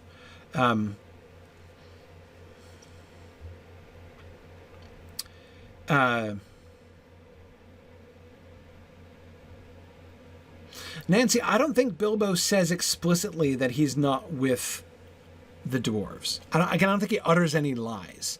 I don't recall that he does. Anyway, the point I'm trying to make, notice how, like, we've got to search really hard for, there are very, very few examples. There are very few examples about, of people, like, so my point is I think it seems to be a fairly safe general principle. The good guys don't lie. Not even to orcs, right? Not even to save their lives, not even for a good reason. They don't tell lies. That seems to be a really serious thing. So I do think that, and if they do, and JJ, you're right. JJ, I think it was you who was pointing out before, it's not that there's like no example of good guys ever lying, just because sometimes even good guys in Tolkien stories are imperfect, right? But the point is, it's shaky when they do, right? Yes, Mike, that's a really good way of putting it. Lying, in the morality of the world that they live in, lying is worse than killing. Yes. Or rather, to put that statement in a different way, because I don't think it's, that's a little bit of a misleading way to say it. It's not like you're better off killing somebody than, you're like, you're a less horrible person if you're a murderer than if you're a liar. But the point is, but Mike, just to kind of turn that around, but I think you're exactly right. There are more circumstances under which killing somebody is morally okay than there are circumstances under which lying is morally okay. That, I think, is fair to say, right? Yeah. So I think that's it's an important thing to remember. This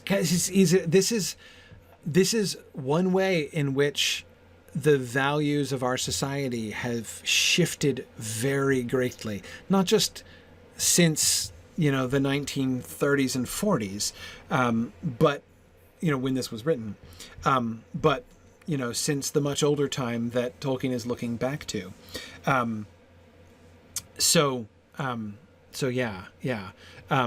It's important to remind ourselves that, unlike within our worldview, in which that kind of lying, like the ends do justify the means at times, if you lie for a good reason, it's okay. We generally think that way. They do not. Valoria, as you say, words have power. This is clearly true in Middle-earth. Anyway, so Ardent Crayon, thank you for bringing up this question about why does it, because I think it's an excellent question. Gandalf doesn't go there, right? There's nothing in Gandalf's words that suggests that, but it's a wonderful question to ask. Why doesn't it come up, right? Why doesn't Gandalf try something on with Saruman here, right? Great question. And I think it's pretty interesting. And Ardent Crayon, your question is an excellent one. Weren't there pre-Christian myths of trickster gods that weren't necessarily evil? Sure. Yeah. Do the Norse gods live by the principle that you should never, never, never tell a lie? No, they don't. No, I absolutely, I absolutely think that it's,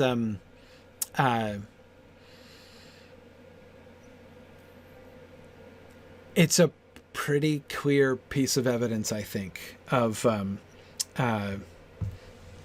that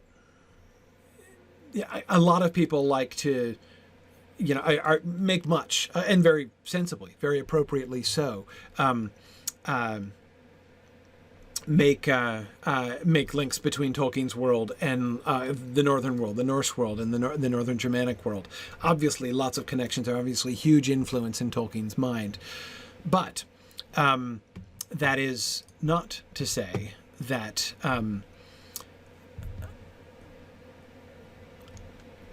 Middle-earth is really like, operating within a completely, Northern mindset in this way. Yeah. Anyway. Anyhow. And that's complicated too. All right. Well, thank you. That was a fun and wide-ranging discussion today, from lying in Tolkien in general to the obvious and manifest truth that Bob is a hobbit, and then sandwiching Gandalf's paragraph here in between. Anyway, thank you for our discussions here this evening. Anyway, okay, all right, but we got to stop there. It is time to go. So thanks everybody for joining me tonight. We're going to move to our field trip now. So I'm going to say bye to the folks on Twitter. Feel free to join us at twitch.tv/SignumU for our in-game field trip in the Lord of the Rings Online. And in our in-game field trip, we are going to go back to the Gladden Fields. Woohoo! Are we ready for more fun adventures in keeping Narnian alive? Oh boy, howdy. Hope we got a res guy again. Do not do that. Well, actually, it doesn't matter because I get resed back to Bree. I think even if you try to res me, I go back to Bree. So I just have to not die. And when I do, I have to get the horse back into town. So I'm gonna go. I can't do the milestones. So I gotta take a horse. So okay. I'm heading back here. What's the stable again? The stable. Oh, hang on a second. I gotta do a thing here. Hold this. Yeah, that's where it is. All right. Okay. Sounds good. But hey. Yeah, no, the no lying thing reminds me that I was raised Catholic, and me and my brothers, we were always taught with these little stories of the saints, and they'd always have to outfox the bad guys without lying. Without violence. Right. Absolutely. So, like, one of the more famous one, I can't even remember which saint it was about, which shows what an influence they had on me, but I was amused by the fact that he was protecting a man being chased unjustly, like a peasant being chased by the knights or rangers or something like that for a crime, and the saint wanted to protect him, so he advised the criminal to climb up a tree. And then when the Lord and his men questioned the saint, he says, "Oh, he fled north." Right, because the tree was to the north of him. Because because the tree was up. The tree was up, right? Yeah, on a map. Right. Okay. Right. Yeah. So it was kind of like little tricksy wordplay, but it was technically not lying. Right. Well, and some of that is, equivocation, essentially, which is really skirting the line of lying. Yeah. When you're, but that's, that is famous. And of course, that kind of equivocation is famously associated, certainly from the Renaissance and really on as well, associated with the Jesuits. That's like to be Jesuitical, right, is the adjective that is used to describe that kind of activity of,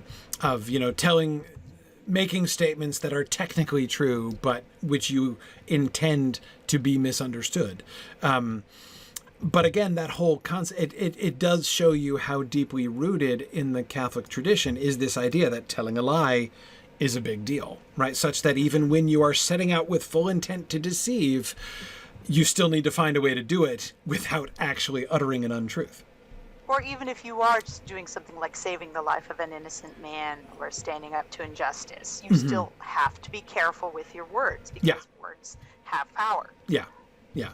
Absolutely. Absolutely. Okay. Do we have folks here who can bravely fill up. dash? Oh, yeah. We should follow up. Yeah. Before we go. That would be good.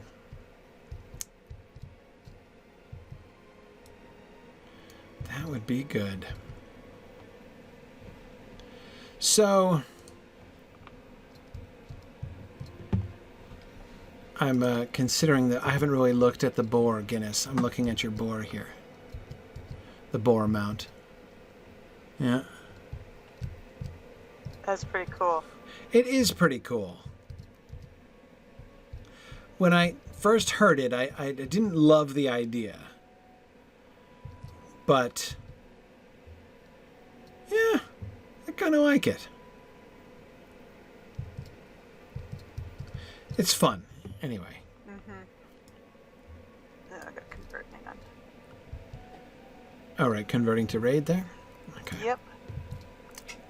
And this time I'll make sure I don't have all the squishies on one side. Person. And yes, Catriona, it does go all the way back to, I mean, it's one of the 10 Commandments about not bearing false witness. So yeah, it's a big deal. Yeah, big deal. All right, is that everybody? Nope, you didn't get me. Ah, there you are. You're up at the front. Are we confident enough to ride on horses and other various sundry quadrupeds? Well, there are all those vines in the way. Right. That were kind of a bit of a pickle last time. Yeah, that's what killed me last time. Yep. So put one of these hunters over here. And of course, like we have to slay all the squirrels and everything else. Yep. Okay. But we are headed back. So where we're going to go we're going back to the Gladden Fields, back to Sharky's Slough, in order to, I want to kind of work out from there a little bit and look around the Gladden Fields in particular. I kind of want to, I can't get that close to this. Are those midges or something? What is that? Yeah, those are midges. Are they going to kill me? Probably. Yeah, probably, yeah. Death by paper cuts. Yeah. Well, it wouldn't be the first time that I felt like I was being destroyed by a swarm of biting insects. Oh, you've been camping too? Yeah, exactly. So, okay. I guess also on horseback, I've got a better chance of outrunning whatever comes after me. Okay, that bog guardian makes me really nervous. I know he's a friendly, but...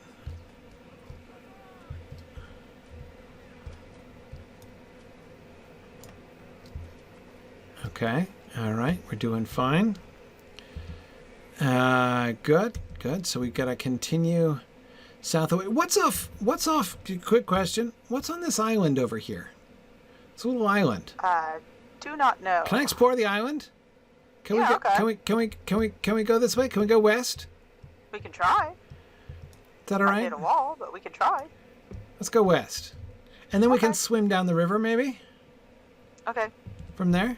This might be the part of the river that it's so fast that it kills you, though, right? Oh, okay. Well, we wouldn't want to do that. Well, I can go in first and test it. Uh-oh. Hang on. Oh, okay, no. I thought that this... The island due west is fine. Okay. We'll go to the island. Boy, someone is having a really drawn-out battle with that buck over there. There's some kind of epic struggle in process. Yeah. Okay. Oh, keep getting turned around. It's still going on. That buck is still holding his own, looks like. Okay. All right. I am headed out across, hoping none of the local fauna are going to take against me as we... Wait, where does this... How does this dead end? Do I have to go... I just got to swim from here? Is that the island? I guess that's the island? Yes. Okay. All right, we're swimming. Oh no, it's like Evendom again. Ooh. Ruin to the north. Who is that lovely creature? Now, we must have seen that. It's the bridge. Yeah. Mm-hmm. Oh, man. So it's got to be a dwarf bridge, this being the dwarf road. Oh, well, I look forward to going back to there. I remember seeing it from a distance and being like on the other side and being like, ooh, I really want to see that. And I couldn't, but, okay. We'll get back there. We'll get back. Yeah. We'll head out and do the, like, area to the north of Holtvis at some point soon. Mm-hmm. Okay. But I'm exploring. Okay, so here we're on this, it's Avabarg. Okay, Avabarg. Who made this path, I wonder? Something does make paths, doesn't it? Yeah. So, it's probably not Tom Bombadil. Well, what have we here? Okay, we've got a little ruin. First blush, it looks exactly like an Arnorian ruin from the north, but Yes, it far does. more corroded, especially the arch there, so we can't see any sign. There's no... There's stuff in Angmar better built than this right now, huh? Yeah. No markings or plinths that I can see. No, I don't see any evidence. Got a nice arch, though. That There are does take some Uruk-hai, JJ? I have no idea what those are either. Uruk-hai? Fortunately, it doesn't look like this ruin is infested with them. Well, all right, so I'm going to go on the assumption, because, I mean, geographically speaking, well, it's puzzling. Geographically speaking, we're not there. That is not where we are. We're up here. Okay, we're on the river. Practically right in the middle of the river. Yeah. Okay. But we are so far north. So far north of Gondor. Yeah. By the way, one of the things that coming here physically in game really brings home to you is how close Isildur got basically before he got ambushed, you know? Yeah. You know, he got almost all the way to the pass. He was practically in the mountains, you know, Yeah, he was. before he got ambushed. I mean, it's right there. It's almost as far north as Boromir did, and that took him, what, 70 days or something? Right, right. Yeah, I mean, he's way north. But anyway, that's one thing. But Gondor never stretched up north of the Argonath. Arnor never came over here. So although it looks like an Arnorian ruin, it can't be an Arnorian ruin. It must be related to the Dalemen. It's gotta be. It's gotta be. The story will tell you whose it is. Ooh. Okay. Well, so Griff will one day learn who used to live here. But Narnian's job is not to discover things by talking to people. Narnian's job is to draw vastly speculative conclusions just by visually observing things, like an archaeologist who has no quest text to assist him. That's why, you know, Narnian's calling is a high and noble and a lonely calling. Yeah, so I would speculate, though, the stone cutting, I think that these people were definitely influenced by Gondor and If or not distant Arnor. related. If not distantly related, yes. Okay, let's see what we find further uphill, because this looks like a little outpost, little summer home. There's buildings on either side of the road, So another one on which the implies this was maybe sort of toll or watch station. Oh, over here, right, yeah. It looks like the stub of a wall right over there. Sure. Yeah. Sure. So Yeah. this might have been like a place to get your passport stamped or whatever. Okay. Or Okay. an inn. Could have been Oh, an and inn. here's another one. Further up. No Oh, dangerous squirrels or deer or pint of anything like that. sticks. Yeah. Wild horses, right? But those are friendlies. Okay. All So, right. well, yeah, yeah, they're bright green. I think you're okay there. Okay. I Nothing. didn't know to assume anything, honestly. Right. No, the horses aren't going to attack me. That's a good sign. I must be doing something right.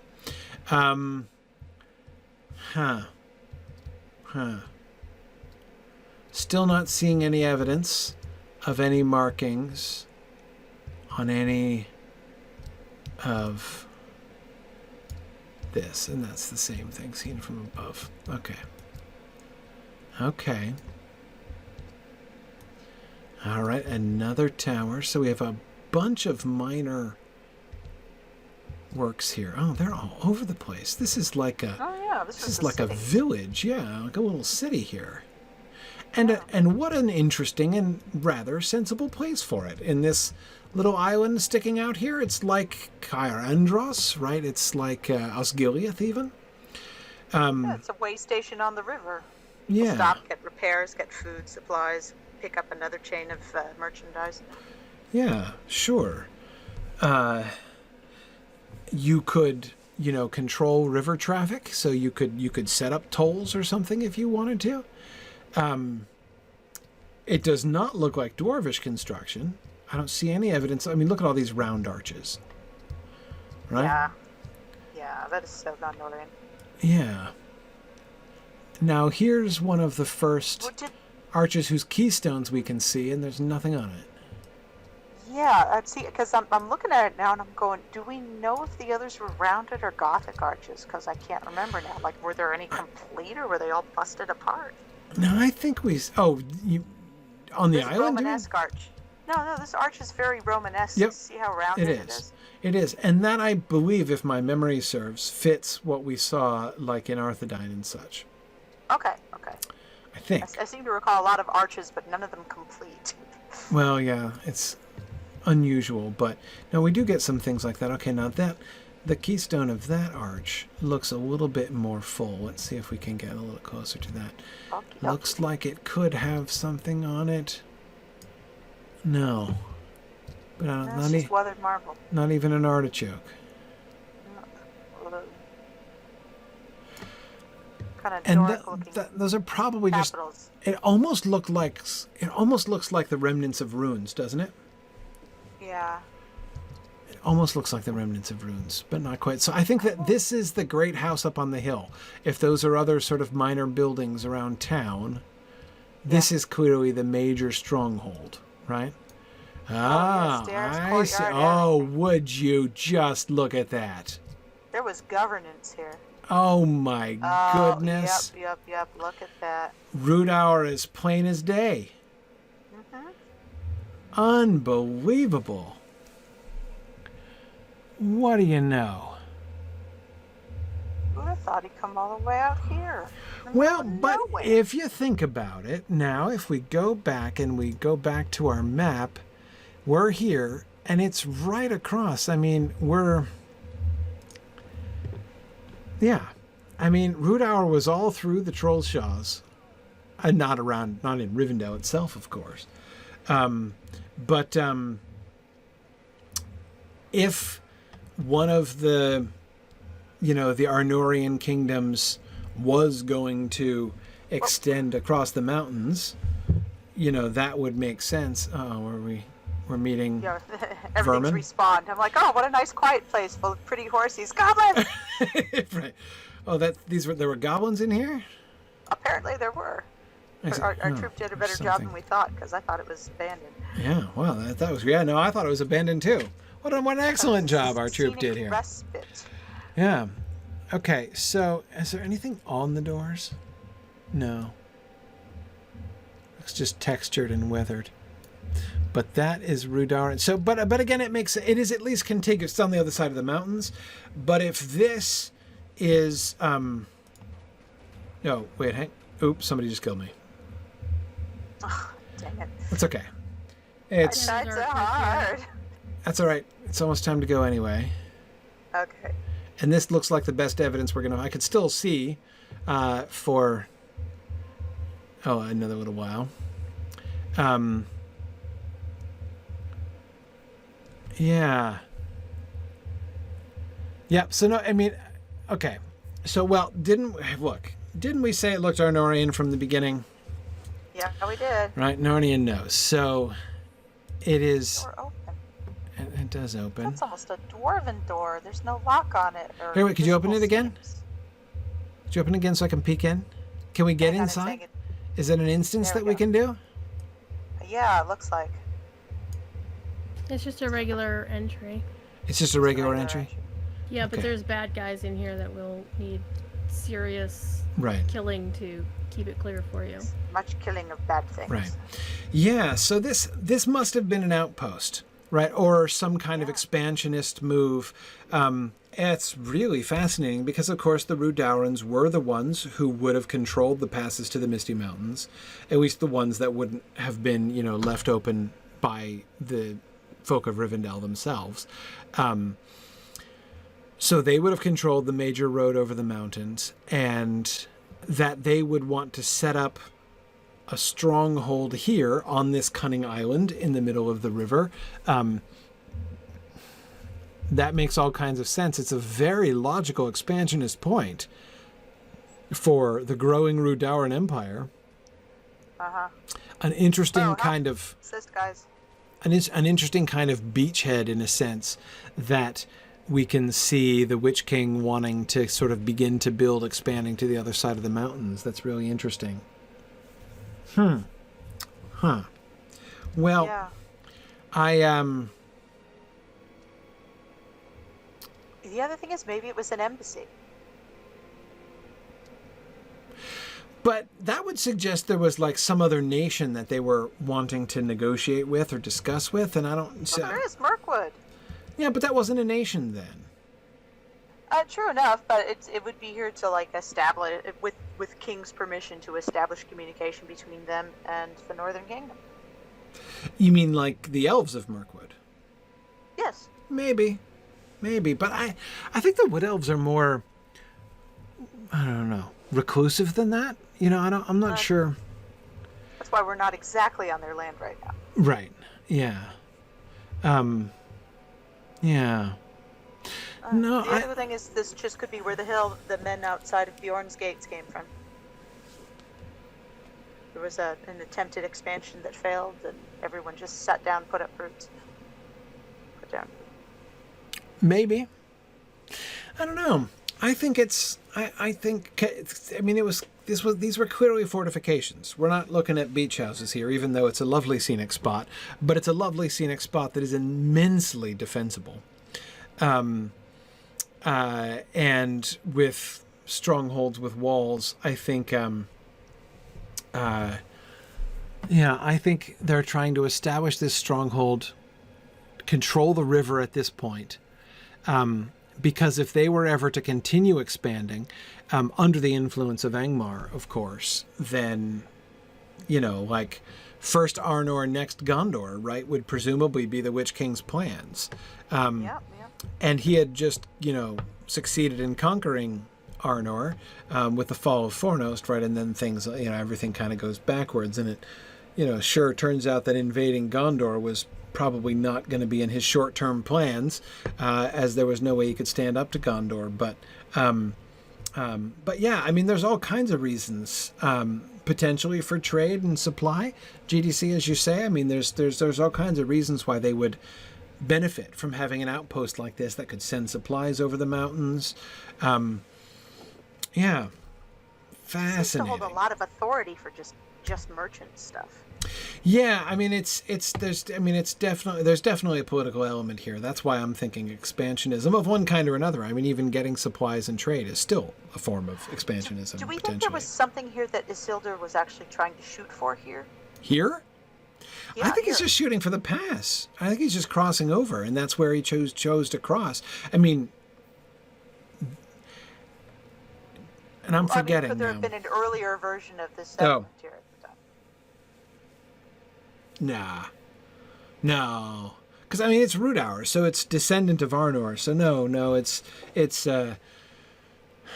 But like, right? I mean, are you thinking of like, could the Rudarans have claimed this? Could he? Okay, here's the one idea. Okay. What if Elendil sort of established when he came over, right? Uh-huh. When Elendil came over the first time, right? When they were coming down, when he and Isildur were coming down, they crossed over the mountains, got to this point, and said, "This is a nice defensive position right here, right?" Uh-huh. You know, it'd be kind of nice to establish a strong point on this little island on the river here.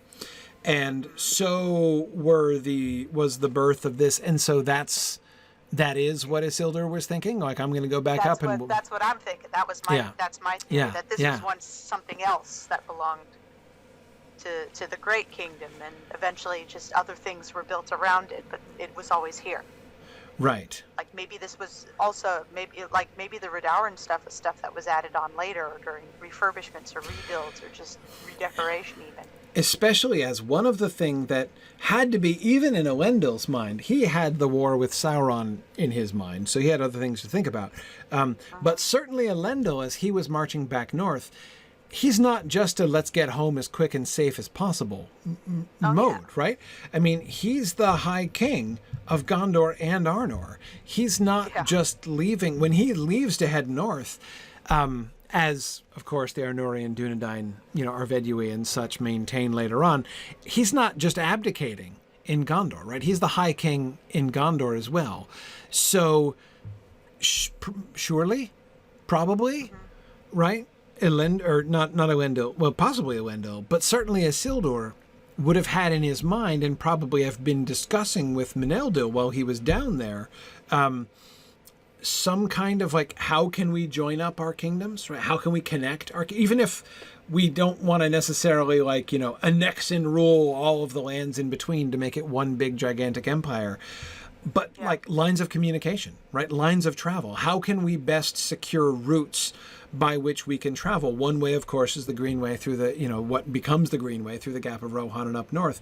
But more than one road is good, especially since if you're taking goods, being able to come up and down the mountain is going to be, or up and down the mountain, up and down the river is helpful, right? You do have the mountains there, which is challenging. But again, one could imagine a river route that goes north from Gondor, around the Portage Way, around Rauros, and then up the river, and then across the mountains from there, would be an alternative that could be useful compared to the trip across Calenarth and then up through Dunland and Enedwaith and Eregion.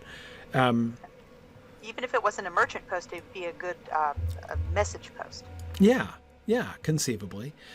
So that does seem like a plausible reason why.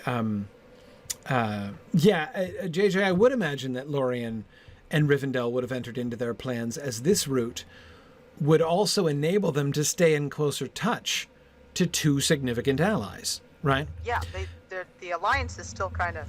Right.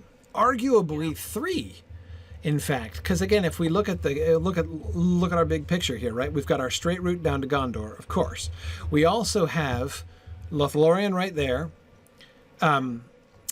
The Elves of Northern Mirkwood, who remember came and fought in the last battle in the Battle of the Last Alliance with them. So Isildur would have known Thranduil from them, and his dad died. Thanks for joining me on this epic exploration of The Lord of the Rings and of Standing Stone's video adaptation of Tolkien's story.